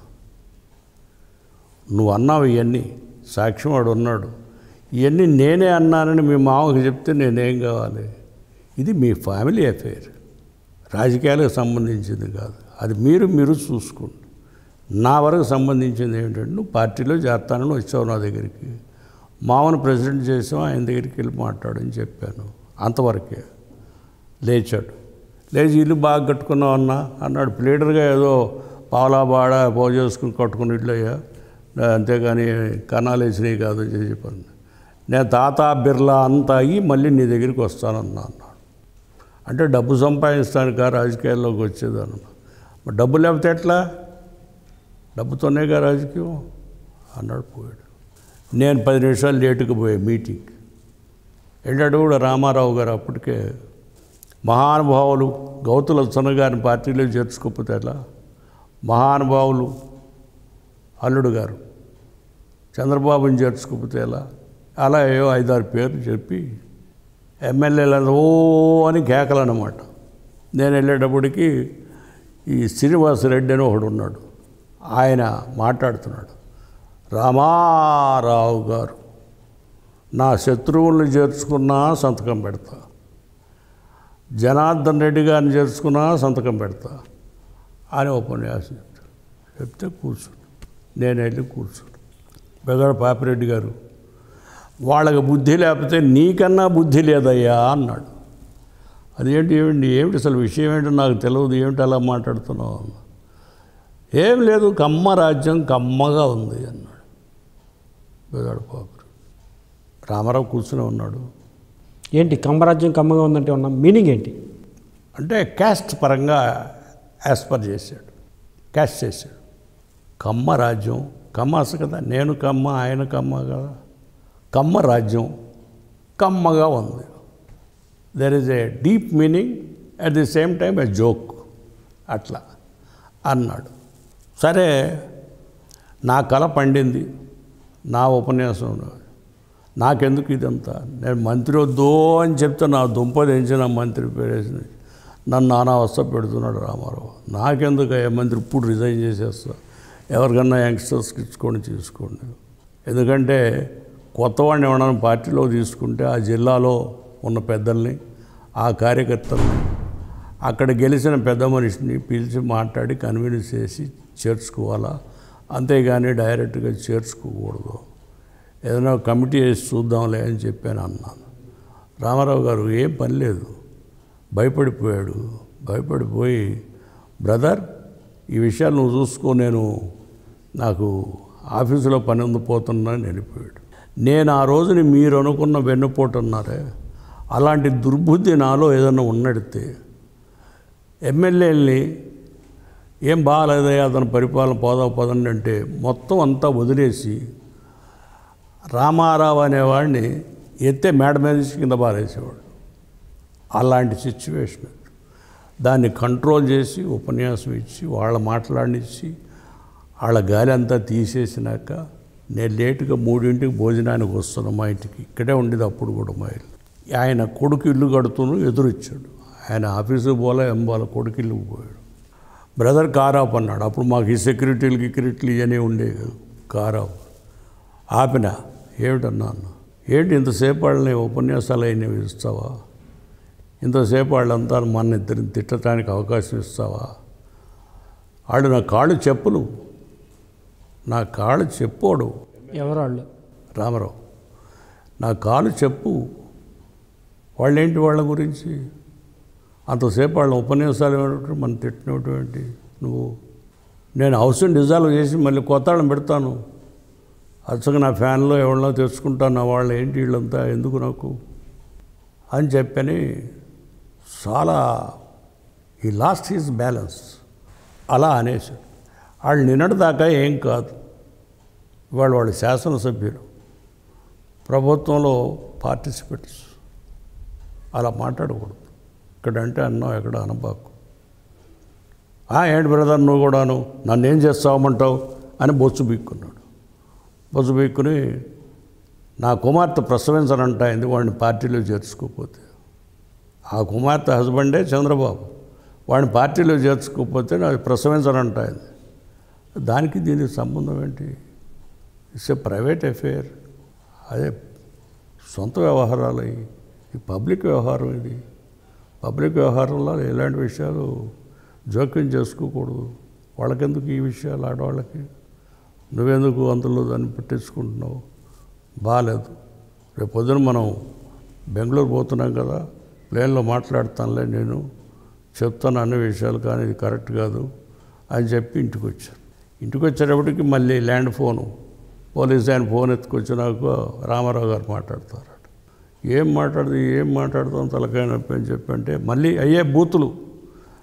వాడు చెప్పు, కాలు, తొక్క, తోలు, ఎవడో గాడిద కొడుకు, ఎవడో లోఫరు, ఎమ్మెల్యేలను బూతులు తిట్టడం, ఇట్లా నానా బీభత్సం చేసి ఎమ్మెల్యేలు ఆవేళ చెప్పింది మంచి సలహా, ఇతను పెట్టొద్దు ప్రెసిడెంట్గా అని చెప్పి బతిమాలారు వాళ్ళు. నేనే తప్పు చేశాను, నా తప్పు నేను అనుభవిస్తున్నాను. ఇప్పుడు కొండ కింద చెయ్యి పెట్టినట్టు నా పని. 1.5 రోజులు కొండ కింద. నేను బాగా ఉపన్యాసం ఇస్తున్నాను ఫైనాన్స్ బడ్జెట్ మీదని అనేవాళ్ళు చెప్తే సెక్రటేరియట్లో కూర్చునేవాడు, వచ్చేవాడు కదా అసెంబ్లీకి. ఆయన ఉపన్యాసం ఇస్తే మనం వింటే అట్లా తక్కువైపోతాం మనం అని చెప్పి. కనుక అట్లా ప్రతిదీ అట్లా గ్యాప్ డెవలప్ చేసుకుంటూ వచ్చేసి ఆ సందర్భంలో ఏం చేస్తారు చెప్పండి. ఇక్కడి నుంచి వ్యతిరేకిస్తూ వచ్చిన వాళ్ళే శాసనసభ్యులయ్యారు కొంతమంది. ఆయన పార్టీ ప్రెసిడెంట్ వద్దు, ఆయనకి తెలియదు అన్నవాళ్ళు.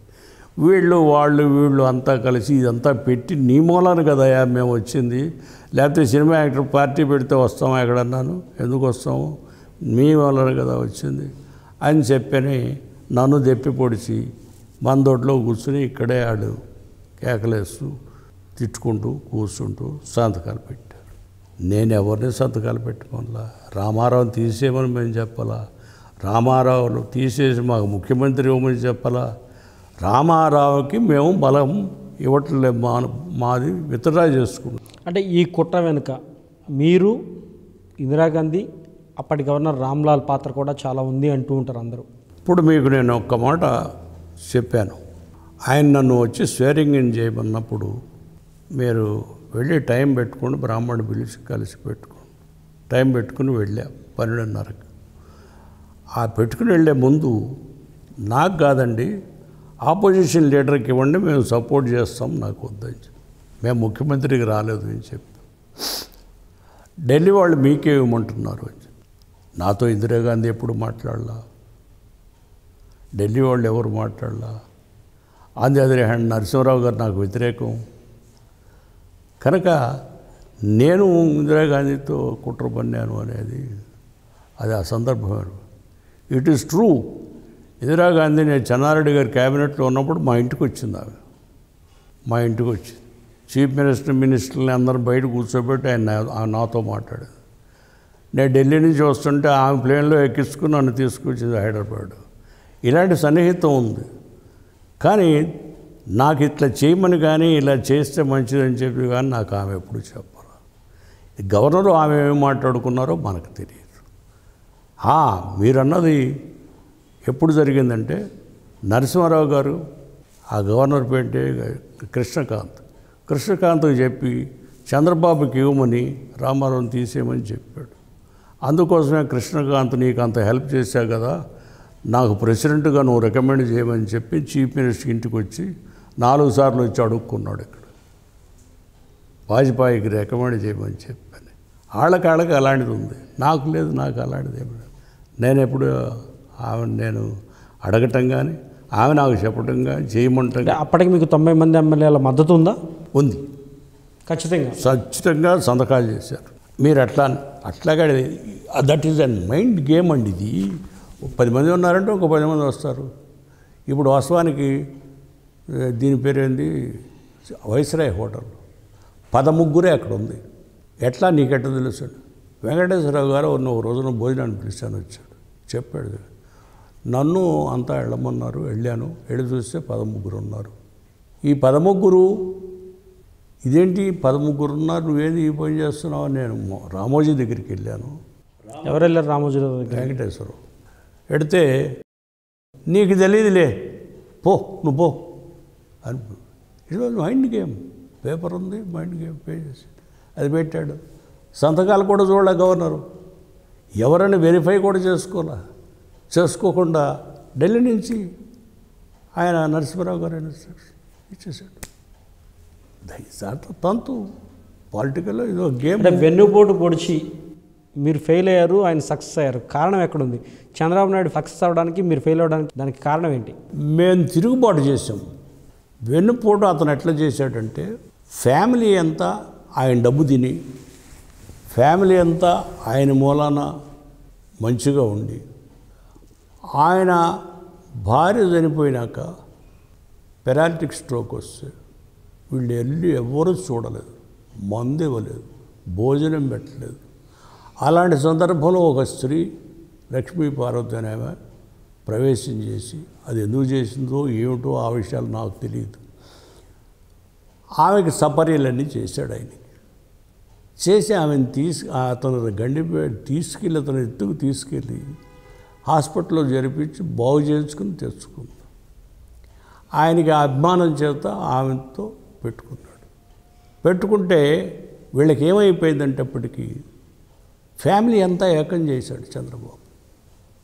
చేసి మనకు అయిపోయింది, రాజ్యం పోయింది, మన పదవి పోయింది, అన్నీ పోయి ఇంకేం లేదు, మనకేం మిగలలేదు.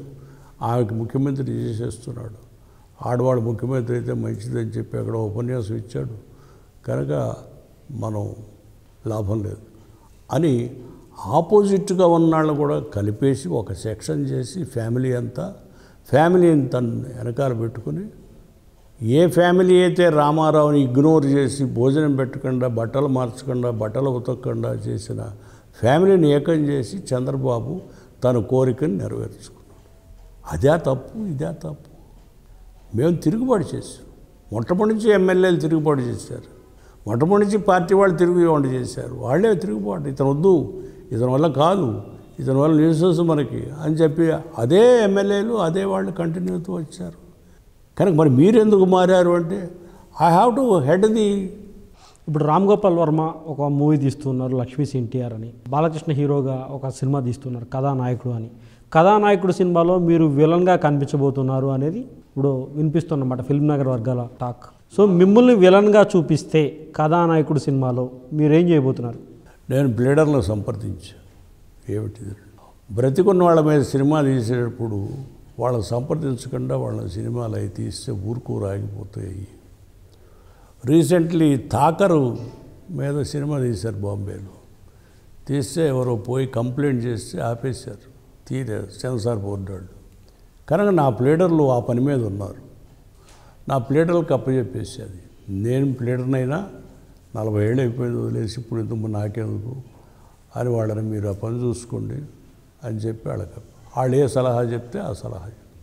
డైరెక్టర్ రామ్ గోపాల్ వర్మ మాట్లాడుతూ ఒక ట్వీట్ చేశాడు. డైరెక్టర్ రామ్ గోపాల్ వర్మ నాదెండ్ల భాస్కర్రావు వెన్నుపోటుదారుడు, అలాగే ఆయన కుమారుడు నాదెండ్ల మనోహర్ ఇప్పుడు జనసేన పార్టీలో జాయిన్ అయ్యారు, ఇప్పుడు జనసేన పార్టీలో పవన్ కళ్యాణ్కి వెన్నుపోటు పొడుస్తారు, జాగ్రత్త అంటూ ఒక ట్వీట్ చేశారు. దీనిపై మీ కామెంట్ ఏంటి?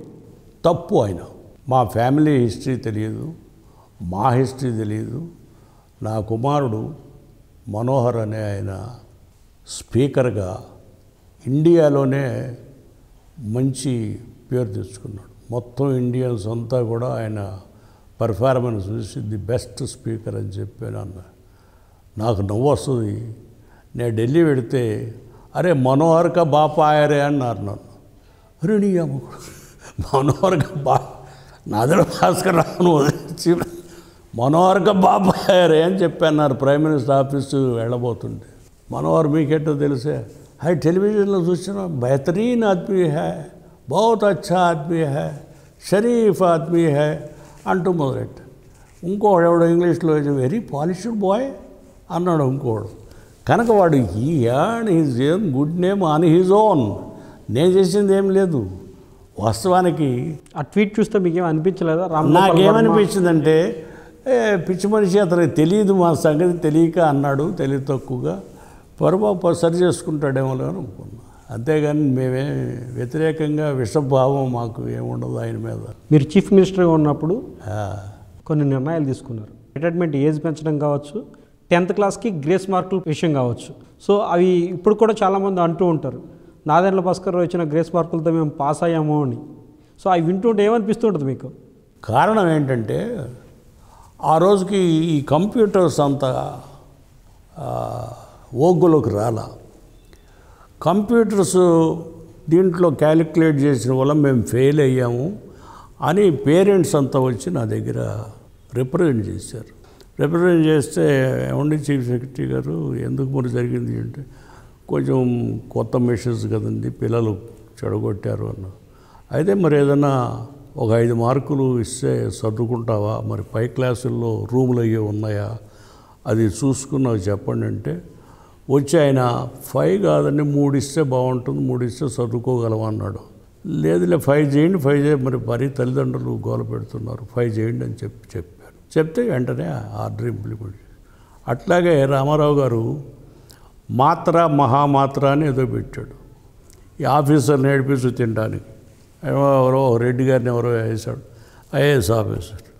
ఆయన పిలిచాను చీఫ్ మినిస్టర్ అయినా, ఎందుకయ్యా ఆఫీసర్ని ఏడిపిస్తుంటాను, నీకు గౌరవంగా లక్షణంగా పెద్ద రెడ్డి గారి నువ్వు వరంగల్ నుంచి మంచి ఐఏఎస్ ఆఫీసర్ మంచి పేరు తెచ్చుకున్నావు, రిటైర్ అయ్యా, ఈ చెత్త ఎందుకయ్యా, చచ్చా తీసేస్తున్నాను అయ్యి అని చెప్పి 2 అక్కడ పేపర్ల ముందే 2 తీసి పారేసి, ఆ మాత్ర ఏమి ఉండదు చెప్పి. ఇక నేను చేయాల్సింది ఏంటి, ఆఫీసర్స్కి 53ది 55 చేయటం. 53ది 55 చేయడానికి చెన్నారెడ్డి గారి దగ్గర నేను కారకుండా సంతకం చేశాను. నేను చెప్పాను రామారావు గారు, చెన్నారెడ్డి లంచాలు తిని పెంచాడు భాస్కర్ అన్నాడు. చాలా తప్పండి, మీకు ఆయన సంగతి తెలియకపోతే తెలియదు. ఈ ఇన్సిడెంట్లో కడమ విషయాలు నాకు తెలియదు, నాకు తెలిసిన విషయం నేను చెప్తున్నా. నేను కూడా ఉన్నాను, సంతకం చేశాను. 55 ఎవరిస్తారు, ఏ ఆఫీసర్లు ఇస్తారు డబ్బు? వాళ్ళంతా ఏంటి పాపం hand to mouth business people young officers ఎందుకు ఇస్తారండి? ఎందుకు ఇలాంటి మాటలు, దౌర్భాగ్య మాటలు? లేదండి నేను అందులో సంతకం చేశాను, ఇందులో సంతకం చేయను అన్నాను, తగ్గించడానికి సంతకం చేయను అన్నాను. అంటే మీరు సంతకం చేయబోయండి, మిగిలిన వాళ్ళు చేస్తారు, నేను ఇంప్లిమెంట్ చేస్తాను. ఇంప్లిమెంట్ చేశాడు. నన్ను పోయి ఊళ్ళమ్మడి ప్రచారం చెప్పన్నాడు. నేను బానన్నా ఇయ్యే తగులు ఆయనకి నాకు, నేను బానన్నా. ఎన్టీఆర్ కూడా చాలా మంచి పనులు చేశారు. వాడు మండల వ్యవస్థ తీసుకురావడం కావచ్చు, తెలంగాణలో ఉన్న పటేల్ పట్వారీ వ్యవస్థ నిర్మూలించడం కావచ్చు. అవునంటారా కాదంటారా? పటేల్ పట్వారీ దాంట్లో కొంత నా మనసు ఇదేంది, కానీ ఆంధ్రలో మునసబు కరణాలు తీసేసిన వల్ల చాలా నష్టపోయింది గవర్నమెంట్, చాలా నష్టపోయింది. ఆఫీసర్ల ఏజ్ తగ్గించడం ఒకటి, మునసబు కరణాలు తీసేయటం వల్ల ఒకటి, ఈ మాత్రలు పెట్టడం ఒకటి నేను పూర్తిగా వ్యతిరేకం. అపోజ్ చేశాను, వినలేదు. దీని మీద ఆఫీసర్స్ అంతా సుప్రీంకోర్టు పోయినారు. సుప్రీంకోర్టులో చిన్నపరెడ్డి గారు ఉన్నాడు జడ్జి, ఆయన దగ్గరికి వెళ్ళింది. అక్కడ తప్పుడు అఫిడవిట్ పెట్టేశాడు ఈయన. ఇది నాకేం తెలియదు, ఫైనాన్స్ మినిస్టర్ పంపిస్తే నేను సంతకం చేశాను. ఫైనాన్స్ మినిస్టర్ చేస్తాడు, పాలసీ మ్యాటర్ చీఫ్ మినిస్టర్ నువ్వైతే నో అని చెప్పి వాళ్ళందరికీ ఆ గ్యాప్ డబ్బంతా ఇప్పించేసి మళ్ళీ రీఇన్స్టేట్ చేసేసాడు. ఆఫీసర్స్ పోయిన వాళ్ళంతా బతికిపోయారు. వాళ్ళంతా దండాలు పెట్టుకుంటుంటారు ఈ రోజుకి నన్ను.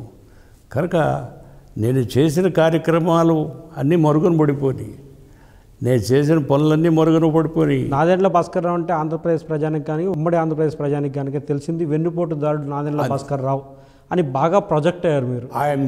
ఎందుకని అలా ప్రొజెక్ట్ అయ్యారు? చంద్రబాబు నాయుడు చీఫ్ మినిస్టర్ అయ్యాడు, వెన్నుపోటు వచ్చిన తర్వాత కనీసం ఉన్నాడు ఆయన, మళ్ళీ చీఫ్ మినిస్టర్ అయ్యాడు. I'm victim of the circumstances. I'm the victim and మంచి చేసి చెడ్డవాడిని అయ్యాను. ఏ కమ్మాస్ అయితే ఎప్పుడు చీఫ్ మినిస్టర్ కానాళ్ళని కమ్మాని చీఫ్ మినిస్టర్ చేశానో ఆ కమ్మాసే నన్ను దుర్మార్గుడిగా చిత్రీకరించారు. అది నా దురదృష్టం, అంతే. అదంతా చూస్తే, అదంతా వింటే ఏం అనిపించలేదా? అంటే భారతంలోనూ వాటిల్లో కథల్లో చదివినప్పుడు ఇలాంటి సంఘటనలు జరిగినవి ఉన్నాయి. ఎందుకంటే మంచిని చెడుగాను, చెడును మంచిగాను ఈ పత్రికలు అనేవి ఆ రోజున ఆ విధంగా సృష్టించి ప్రజల్లోకి విషప్రచారం చేశారు నా మీద.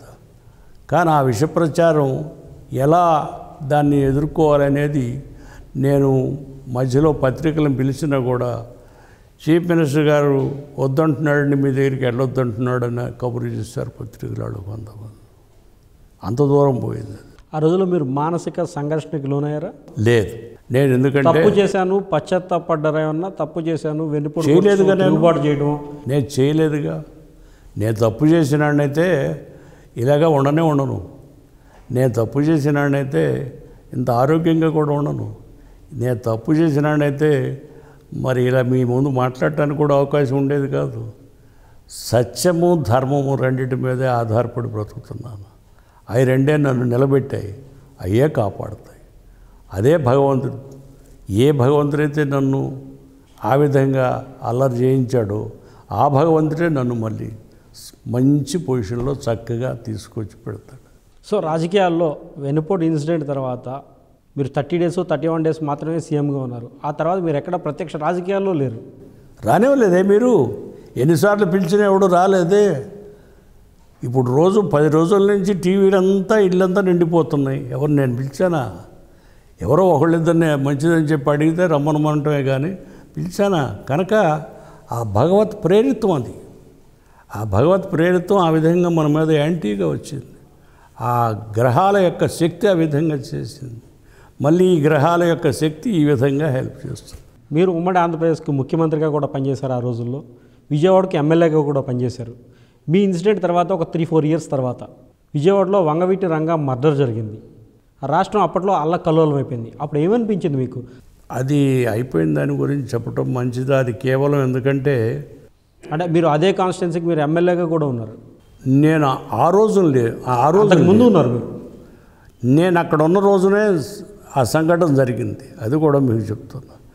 కెనాల్ గెస్ట్ హౌస్లో పడుకున్నాను. నేను పడుకుని రంగారావు అంత ముందు రోజు కాకాని వెంకటరత్నం గారి ఏదో వర్ధంతో ఏదో ఉంది, లేకపోతే ఆ సంస్మరణ దినమో.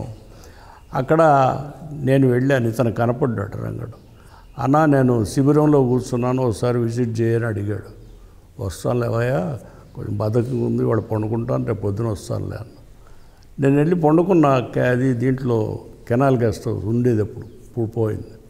ఆ కెనాల్ గెస్ట్ హౌస్కి అంతా 100-200 గజాల దూరంలోనే ఉంది శిబిరం. నేను పండుకుంటే మా పెద్దవాడు కూడా నా దగ్గర ఉన్నాడు. డామ్ డామ్ అని ఏదో మోగింది. కొంచెం తత్తరపడి లేచి ఏంటి అని చెప్పి లేచి వాకిట్లోకి వచ్చి సెంట్రీని ఏమిటయ్యా ఏదో పెద్ద సౌండ్ వచ్చింది అని చెప్పి, మీకెందుకు సార్ పడుకోండి ఏదో గోల ఏదో నడుస్తుంది పడుకోండి. నేను మామూలుగా పడుకున్నాం. పడుకుంటే నాకు సిటీ కాంగ్రెస్ ప్రెసిడెంట్ చేశాడు. ఆయన ఫోన్ చేసి రంగారావుని చంపేశారు, మీరు ఎక్కడెందుకు లేనిపోయింది ఆ గెస్ట్ హౌస్లో, అక్కడ నానా అల్లరి చేస్తారు పిల్లలంతా వచ్చి, ఎక్కడికన్నా షిఫ్ట్ కాండి అని చెప్పాను. ఏమి నేను నాకేం సంబంధం అది అని చెప్పి నేను అలాగే ఉన్నా. గడ్డ చేసుకుని కారు పెట్టండి వెళదామని ఊరు పోవటానికి పెట్టండి. నేను ఆ బెంచ్ సర్కిల్కి వెళ్ళేటప్పుడు నా కారు ఆపారు. ఆపి పిల్లలంతా డబ్బాలు గిబ్బాలు అడ్డం పెట్టారు, కారు పోవడానికి వీల్లేదు. అద్దం దించాను. అద్దం ఎవరెవరే నాదిలో భాస్కరరావు అని అన్నం చంపేశారన్నా అని పిల్లలంతా ఏడిచి గోల పెట్టి మొనాడారా నాదల భాస్కర్ వదిలేండి అని చెప్పాను. వదిలేసి నేను చూశాను ఎంత నానాలరా అయ్యేటట్టు లోపల ఉందని ఓ ఫ్రెండ్ ఇంటికి వెళ్ళి అక్కడ ఉండి సాయంత్రానికి కారు వేసుకుని మా ఊరు పోయాను. అదంతా తగలేశారు, గోల పెట్టారు. అక్కడ ఏంటంటే కాపు కమ్మ ఒక వెడ్జ్ క్రియేట్ చేశారు. ఆ కాపు పిల్లగాడిని చంపేశారు కనుక కమ్మాళ్ళ షాపులను తగలేసి వాళ్ళంతా కొట్టుకు వచ్చారు. చంపింది కూడా నాకు తెలుసు, తర్వాత అన్ని విషయాలు తెలిసింది.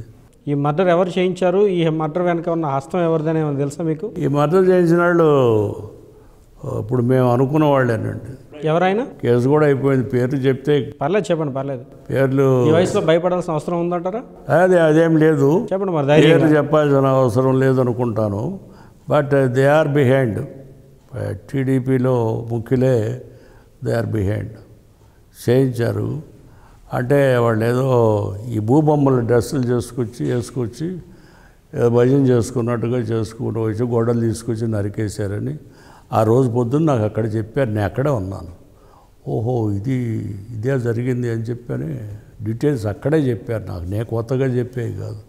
భూబొమ్మలు డ్రెస్సులు వేసుకొచ్చి చేయించారు, వీళ్ళే చంపించేశారు అని చెప్పాను. ఆడ కక్షతో షాపులను తగలేశారు. అది జరిగింది.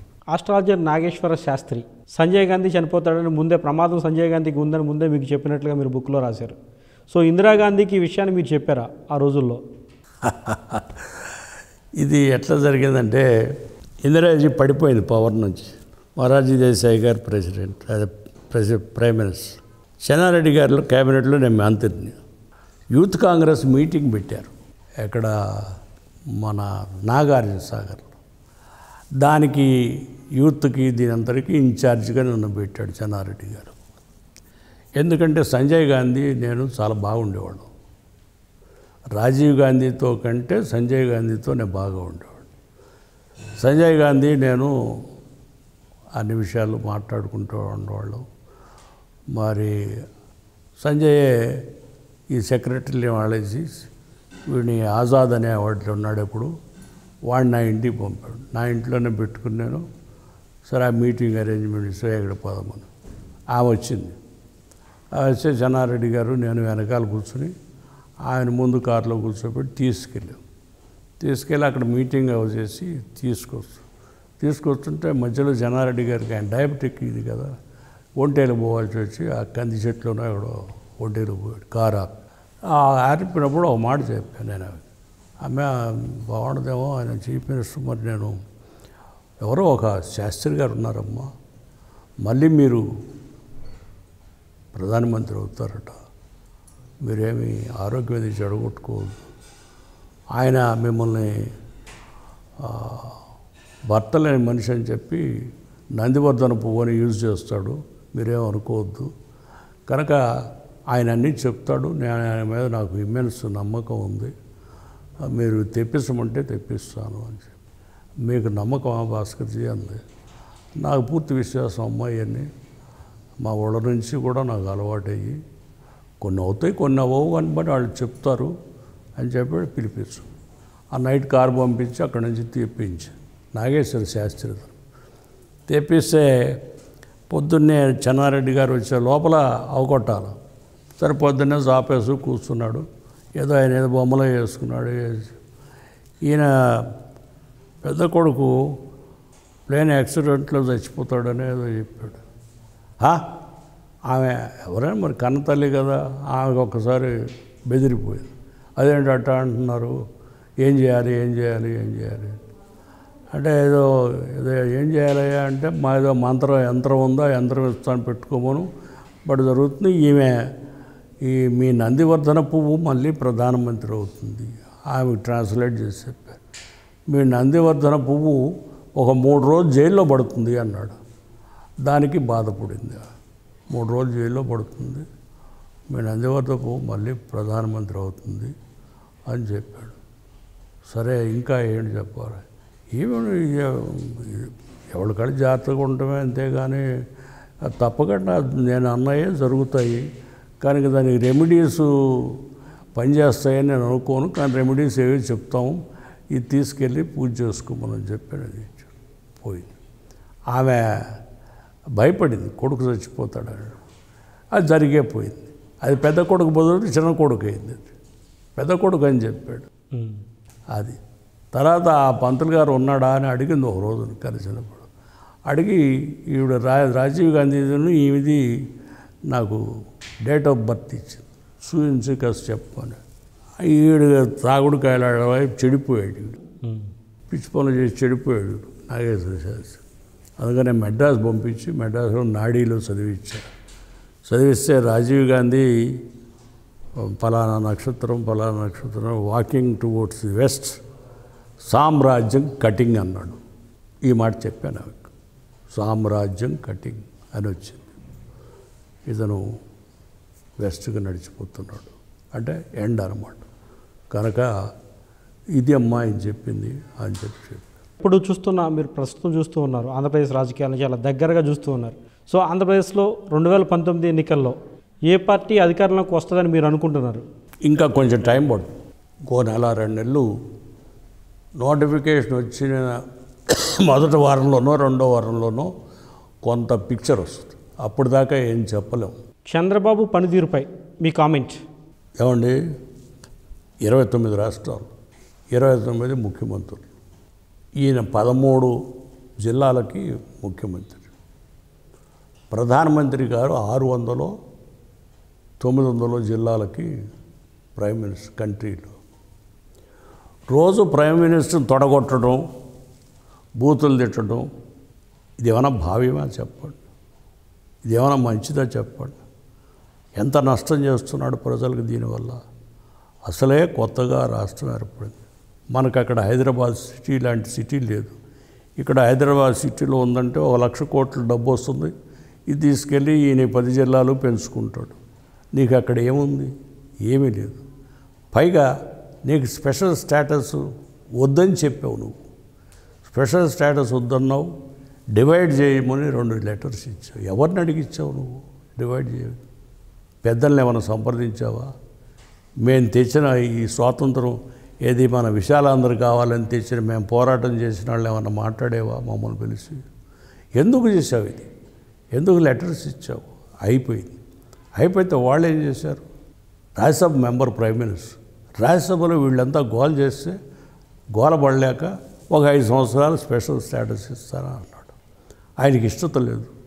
ఇంటికి పోతే ఎంపీ పోతే తిట్టుకుని స్పెషల్ స్టేటస్ ఏంటి, సెంట్రల్ గవర్నమెంట్ ఎట్లా నడుపుతాం, ఆర్మీ ఎట్లా నడుపుతాం, ఫారిన్ అఫైర్స్ ఎట్లా నడుపుతాం, ఏంటి ఇదంతాను అని చెప్పి తిట్టుకున్నాడు.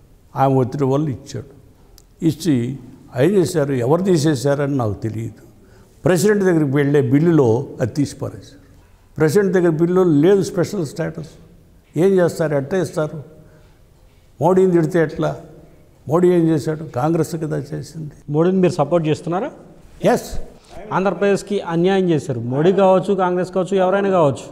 ఆయన ఎవరో కాంగ్రెస్ వాళ్ళు ఇవ్వకపోతే ఈయన ఇవ్వలేదని చెప్పాను రోజు బూతులు తిడితే ఎట్లా?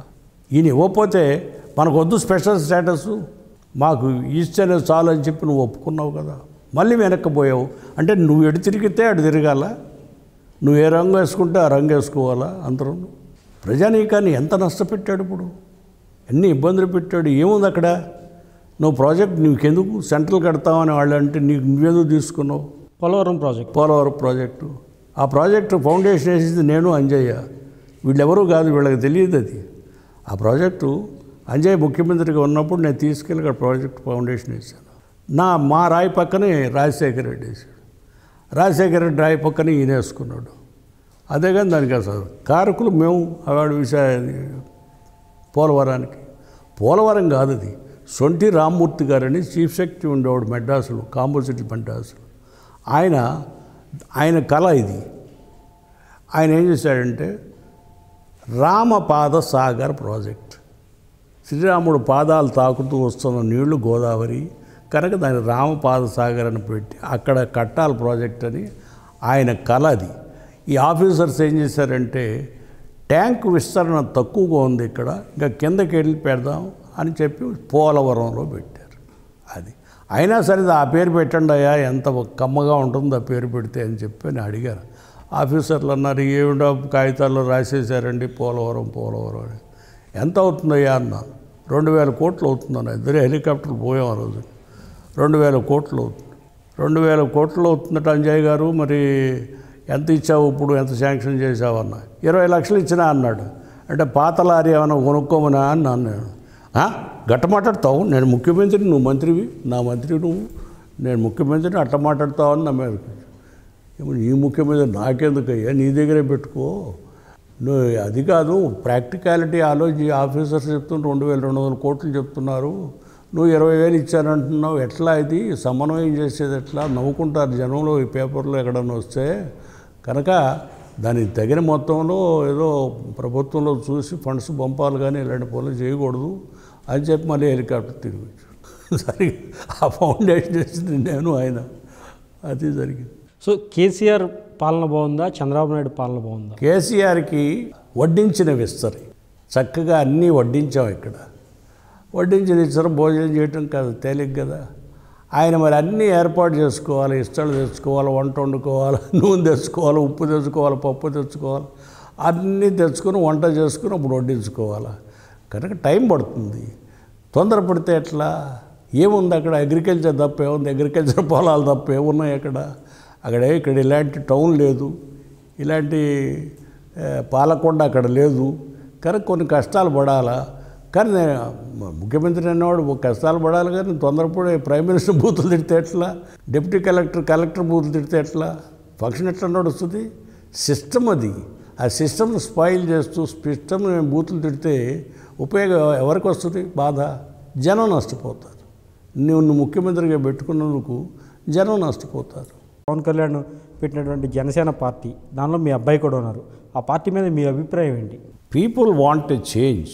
నా దగ్గరికి వస్తున్న వాళ్ళంతా చెప్తున్న విషయాలు ఏంటంటే పీపుల్ వాంట్ ఎ చేంజ్. ఆ చేంజ్ మరి యువరక్తానికి కొత్త వాళ్ళకి ఇస్తారా, లేదు ఉన్న వాళ్ళల్లోనే మళ్ళీ వాళ్ళకి ఇస్తారా? మరి రాజశేఖర రెడ్డి గారి కుమారుడు 2 సార్లు ట్రై చేశాడు. ఇప్పటికీ ఒకసారి వారి తండ్రి గారు చనిపోయినప్పుడు ట్రై చేశాడు. అందరూ ఎమ్మెల్యేలు ఆయనకే ఇవ్వండి అని చెప్పి సంతకం పెట్టారు. అయినా ఆయన కాలేకపోయాడు. రెండోసారి కూడా ప్రయత్నం చేశాడు, దగ్గరలోకి వచ్చి పోయినాడు. కనుక ప్రజలు ఇప్పుడు ఏ విధంగా నిర్ణయం చేసుకుంటారు అనేది అప్పుడే మనం కన్క్లూజన్లో రాకూడదు. నేను రాను. But I'm definitely sure they want a change, they want some development. ఎందుకంటే పక్క రాష్ట్రాలు చూస్తే కొంచెం ముందుకు సహజంగానే వాళ్ళకు ఉన్న వనరులు కానివ్వండి, అవకాశాలు కానివ్వండి, పర్మనెంట్ స్ట్రక్చర్స్ కానీ ఇక్కడ ఉన్నాయి, అక్కడ లేవు అని చెప్పని ఫీలింగ్ ఉంటుంది కదా వాళ్ళకి. అక్కడ కేవలం వ్యవసాయం చేసుకోవడం తప్ప రెండో పని లేదు. కనుక వాళ్ళు they want to see a change. ఈ మిగిలిన విషయాలు ఉన్నారా, అవి మనం ఇంకా టైం ఉంది. మీరు చాలామంది ముఖ్యమంత్రులను చూశారు. కోట్ల విజయభాస్కర్ కావచ్చు, మర్రి చెన్నారెడ్డి కావచ్చు, లేకపోతే ఎన్టీఆర్ కావచ్చు. సో ఈ ముఖ్యమంత్రుల్లో ఎవరంటే మీకు ఇష్టం? Chenna Reddy was the best chief minister, good administrator. ఆయనకి అన్యాయంగా కరప్షన్ అది ఇది అంటా పెట్టారు అసూయతో. ఆయన పెద్ద కుడుమిస్తే పండగ ఆయనకి. ఎవరినో ₹1,00,000 ఇచ్చేస్తే పార్టీకి పడేసేవాళ్ళు, కానీ వాళ్ళేమి పెద్ద డబ్బు దాచుకుని వాళ్ళేమి భూములే కొనుక్కుని, పొలాలు కొనుక్కుని, మేళ్ళ కట్టుకుని అలాంటి పనులు ఆయన ఏం చేయలేదు. ఏదైనా ఎంతసేపటికి ఆయన ఒక రాజులాగా బతకాలని ఒక ఫీలింగ్ ఆయనకి.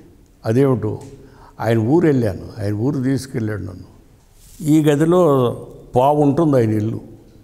యమ్మగడు గాలిపోనా, ఈ గదిలో నువ్వు పుట్టి మా మీద గుర్రం ఎక్కి స్వారీ చేస్తున్నావు అందయ్య బాబు, నీకు ఇంత పొగరు, ఇంత పౌరుషం, ఇది ఎవరు ఇచ్చారు, ఇది దేవుడు నీకు ఇదేమిటి అని చెప్పని అడిగాను నేను.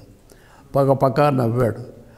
నైజాం నవాబ్ ఆవిడ అమ్మ మొగుడులాగా బిహేవ్ చేస్తూ ఉంటావు, మరి ఈ గదిలో బట్టి ఇది ఏమిటి అని చెప్పంటే అక్కడ ఉన్న వాళ్ళంతా పక్క నవ్వి అది భాస్కర్ కనుక అడగలేడు, ఇంకోటి ఏదో అడిగితే కొట్టేవాడు అన్నాను. సరే నేను అడిగాను, ఎట్లా ఇది ఎట్లా వచ్చింది నీకు ఈ అలవాట్లు ఇవన్నీ?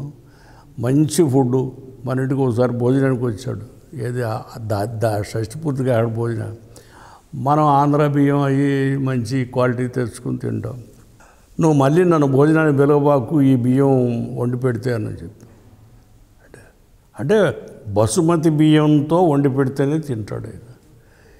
ఏం అలవాట్లు ఈ అలవాట్లు ఇవన్నీ నవాబుల అలవాట్లు, నైజాం అలవాట్లు ఇవన్నీ ఎట్లా వచ్చినాయి నీకు అని అంటే మొట్టమొదటి అట్లా బతకటం అలవాటు అన్నాడు. మరి ఏదో చిన్న సూదులు పుడుస్తూ చార్మినార్ దగ్గర చిన్న డాక్టర్ ఒకటి నువ్వు నాకు చెప్పారు, మరి అప్పుడు ఇవన్నీ అక్కడే అప్పుడు అట్లాగే తినేవాడిని, అప్పుడు అట్లాగే ఉండేవాడిని. ఆ రోజుల్లో మీకు చెన్నారెడ్డికి కూడా కొంత గ్యాప్ వచ్చింది, మీరు చెన్నారెడ్డికి కూడా వెన్నుపోటు పొడుస్తారు ఎప్పుడు సంజయ్ గాంధీ అండదండలతో అని ఒక ప్రచారం జరిగింది అన్న. ఎప్పుడూ ఇవన్నీ కూడా ప్రచారాలే కానీ మీరు ఆ మాట అన్నారు, చాలా చండాల మాట చెప్పారు నన్ను గురించి. చెన్నారెడ్డి గారికి ముండలం తరుస్తట భాస్కర్ అని చెప్పి కూడా అన్నారు. ఎంత పాపిష్టి మాటలు అంటారండి. చెన్నారెడ్డి గారు ఎప్పుడైనా నా దగ్గరికి వస్తే ఇలాంటి మాటలు అనేవాడు. ఓ మినిస్టర్ ఇంటికాడు ఎందుకు పోయాడు, ఏం పని అని చెప్పాను ఇలా. కనుక లోకులు పలు కాకులు పబ్లిక్లో ఉండాక ఇవన్నీ అంటారని చెప్పే దిగాల, ఇవన్నీ అనరు, మన పతితులు గొప్పవాళ్ళు అంటారని చెప్పి అందులో రావద్దు. ఆ పబ్లోకి వెనుపోటు పొడిసామంటారు, తోకలాగేసామంటారు, తలకాయ తీసేసామంటారు, అన్నీ చెప్తారు. కనుక ఇవన్నీ చూసి చూడనట్టు వదిలేయాలి, లేకపోతే ఇన్నాళ్ళు బతకం. నవ్ ఐఎమ్ 83, ఇన్నాళ్ళు బతకం. ఇవన్నీ పట్టించుకోకూడదు. పని గోడాతలు ఎన్నో బూతులు తెచ్చుకుంటారు, పని పిచ్చుగడ్డి కొడుకులు అనుకుంటాం. అట్లయితేనే ఉండగలుగుతాం ఈ రాజకీయాల్లో. కాసు బ్రహ్మానంద రెడ్డిపై మీ కామెంట్ ఏంటి? ఆయన పాలన ఎలా సాగేది? చాలా తెలియగలడు. రాజకీయాలు నేర్చుకోవాలంటే ఆయన దగ్గరే నేర్చుకో, బయటకు పడేవాడు కాదు, లోపల మనసులో పెట్టుకుని ఎవరికి ఏం చేయాలో ఏమిటో చేసేవాడు. చెన్నారెడ్డి గారు ఎవరిని మర్డర్ చేసి రమ్మని కానీ ఎవరిని చంపమని అనేవాడు కాదు. రామారావుకి అలాంటి లక్షణం ఉంది. ఎలాంటి లక్షణం? రామారావుకి ఏంటంటే నేర ప్రవృత్తి. ఎవడన్నా అతను తిట్టినా, ఎవడన్నా అతనికి హాని చేసినా అని చంపిరమ్మంటాడు. అట్లా అదే కాంటెస్ట్లో చెప్పారా వంగవీటి మోహన్ రంగాని? అది ఇట్స్ యువర్ కన్క్లూజన్. ఇప్పుడు అది నాచార్య చెప్పించడం ఎందుకు? కనుక ఆ విధంగా మనిషి అంటే సహించలేడు. ఏదైనా ఎవరైనా బూతులు తిట్టినా, అతనికి హాని చేసినా, ఆయన ఫ్యామిలీకి హాని చేసినా పడేసి చంపేసిరండి అట్లా. అలాంటి గుణం ఆయనకు వచ్చింది, నేర ప్రవృత్తి. సహించడు కొంతమంది చెప్తే. ఎందుకంటే ఈ సినిమాల్లో రాముడు భీముడు ఏయో దేవుళ్ళు బొమ్మలు వేశాడు కదా అతను, అందుచేత అదే ఉంటుంది వాళ్ళకి. కానీ ఒక 10 రోజుల నుంచి మన ఈ ఛానల్స్ నన్ను చూపించి ఈ విషయాలు చెప్పిస్తూ ఉంటే చూసి యంగర్ జనరేషన్ అంతా వాళ్ళ ఫ్యామిలీని తిడుతున్నారట. విన్నాను. రామారావుని వాళ్ళ ఫ్యామిలీని దొంగలు, వీళ్ళంతాను దొంగలు దోచుకున్నారు. రామారావు ఏమీ పత్తిత్తేం కాదు, రామారావు డబ్బు తీసుకునేవాడు. నేర్పింది చంద్రబాబు. డబ్బు లేకపోతే ఎట్టా మామయ్య ఆడాడ బాధ నాగల భాస్కర్ వాడికి ఏం పని లేదు, వాడికేం తెలుసు, డబ్బు తీసుకోవాలా అని డబ్బు తీసుకోవడం నేర్పింది ఇతనే. కనుక డబ్బు తీసుకునేవాడు, రాజకీయం కోసం చేసి అతను కూడా ఆయన సొంతానికి వాడుకున్నాడని నేను అన్ను, రాజకీయం కోసం చేసి అట్లా. కనుక ఈ విషయాలన్నీ కూడా దేనికి ఉపయోగపడతాయి? మానవుడుగా మనం ధర్మం చేయడానికి వచ్చాం. ఈ భూమి మీద మన భగవంతుడు తెచ్చాడు. కేవలం పిల్లలను కంటానికే కాదు, పిల్లల కనాల ఎంతవరకు ఆ పిల్లల కంట వరకే. తర్వాత దాని గురించి ఆలోచనే లేదు.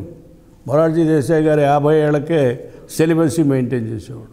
పిల్లలకు అన్నాడు, వదిలేశాడు. ఫైనల్గా చెప్పండి, నాదెండ్ల భాస్కర్ రావు ప్రత్యక్ష రాజకీయాల్లోకి వచ్చే ఆలోచన ఏమైనా ఉందా? నాదెండ్ల భాస్కర్ రావు రేపు సంక్రాంతి అయిన కాడి నుంచి పబ్లిక్లోకి వస్తున్నాడు. ఏ పార్టీ నుంచి వస్తున్నారు? ఏ ప్లాట్ఫాము లేదు, నేను ఏ పార్టీకి సంబంధించిన వాడు కాదు. కానీ నేను I'm N admirer of prime minister. ఎందుకంటే బార్డర్స్ను చక్కగా మెయింటైన్ చేయగలిగాడు ఆయన వచ్చి నాకు ఈ 5 ఏళ్ల నుంచి. ఆర్మీని స్ట్రెంగ్థెన్ చేశాడు, ఇతర దేశాలతో మంచి సంబంధాలు పెంచుకున్నాడు, ఫారిన్ పాలసీలో చాలా సక్సీడ్ అయ్యాడు. ఒక్క మనీ అఫేర్లో కొన్ని అతను తప్పు పడుతున్నారు, అది మేమే సలహా ఇచ్చాం, మేమే లెటర్స్ రాసామని చెప్పుకునేవాడే ఇప్పుడు ఆయన బూతులు తిడుతున్నారు. కనుక అవి కూడా సెట్ అవుతాయని నా ఉద్దేశం. కనుక ఏ యాంగిల్లో చూసినా ఆయనకు డబ్బు ఎందుకు? ఆయనకేం పెళ్ళే పెటాకులా పిల్లలా ఏముందో ఆయనకి డబ్బు ఎందుకు? ఆయన లంచాలు తినే మనిషి కాదు, పేట్రియాట్, గొప్ప పేట్రియాటు. ఆయన భావాల్లో చేయాలని తహతహలాడుతూ ఉంటాడు. లేకపోతే ప్లానింగ్ కమిషన్ అన్న పేరు తీసేసి నువ్వేదో నీతి ఆయోగ్ అని పెడితే ఎట్లా సహిస్తారు? చీఫ్ మినిస్టర్లు ఎవరు ఒప్పుకోవట్లేదు. కనుక అలాంటివి ఏవి చేస్తూ ఉంటాడు ఆయన. అంత మాత్రం చేత ఆ మనిషిని ద్వేషించాల్సిన పని లేదు, వెళ్ళగొట్టాల్సిన పని లేదు. చాలా బాగా చేస్తాడు. దేశం శాంతంగా ఉంది 4.5 సంవత్సరాల నుంచి. దుర్మార్గుల్ని, డబ్బులు కన్నాలు వేసిన వాళ్ళని పట్టుకుంటున్నారు, డబ్బు అంతా బయట లాగుతున్నారు. కనుక ఇంతకంటే ఏం చేస్తాడు ప్రైమ్ మినిస్టర్? ఇంతకంటే ప్రైమ్ మినిస్టర్ ఏం చేస్తాడు? ఇతర దేశాలతో సంబంధాలు పెట్టుకొని మంచిగా నడిపిస్తున్నాడు. తప్పేముంది అందులో? కనుక అంటే ఆయన తరఫున నువ్వు పోతున్నావా ప్రచారానికి అని చెప్పాను మీరు. నేను లేదు, నేను ఏ పార్టీకి సంబంధించినవాడిని కాదు. నా దూరంలో నేను ఎందుకంటే భారతీయులు మనమనే భావన రావాలా. అమెరికాలో మన పిల్లగాళ్ళని వాడు అడిగితే నువ్వు ఏ ఊరు రాబాయి అంటే ఎక్కడాడు అంటే నా ఆంధ్రప్రదేశ్ అంటాడు, హైదరాబాద్ అంటాడు, లేదా బొంబాయి అంటాడు, కలకత్తా అంటాడు. ఇండియన్ అని చెప్పాను సార్, ఆ భావన పోతాయింది. ఇండియా మొట్టమొదటి అది ఇండియా, అది మర్చిపోతే ఎట్లా? ఆ భావాలు మర్చిపోవద్దు, పాడు చేయొద్దు. నేనే పాడు చేశాను. నేను కారకుడిని ప్రాంతీయ పార్టీ పెట్టడానికి. ప్రాంతీయ పార్టీలు మంచిది కాదు. దేశానికి 2 పార్టీలు, వెస్ట్రన్ వరల్డ్లో లాగా 2 పార్టీలు పెట్టుకుని శాంతంగా పరిపాలించుకోవటం అలవాటు చేసుకోవాలా. ఇది రావాలా, ఇది నేను చూడాలని కోరుకుంది నాకు అని చెప్పాను. Okay, right. Thank you Bhaskar గారు.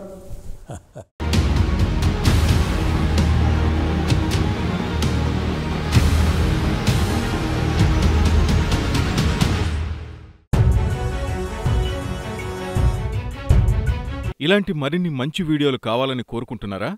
అయితే పక్కనే ఉన్న గంట సింబల్ను క్లిక్ చేయండి. అలాగే సబ్స్క్రైబ్ చేయండి.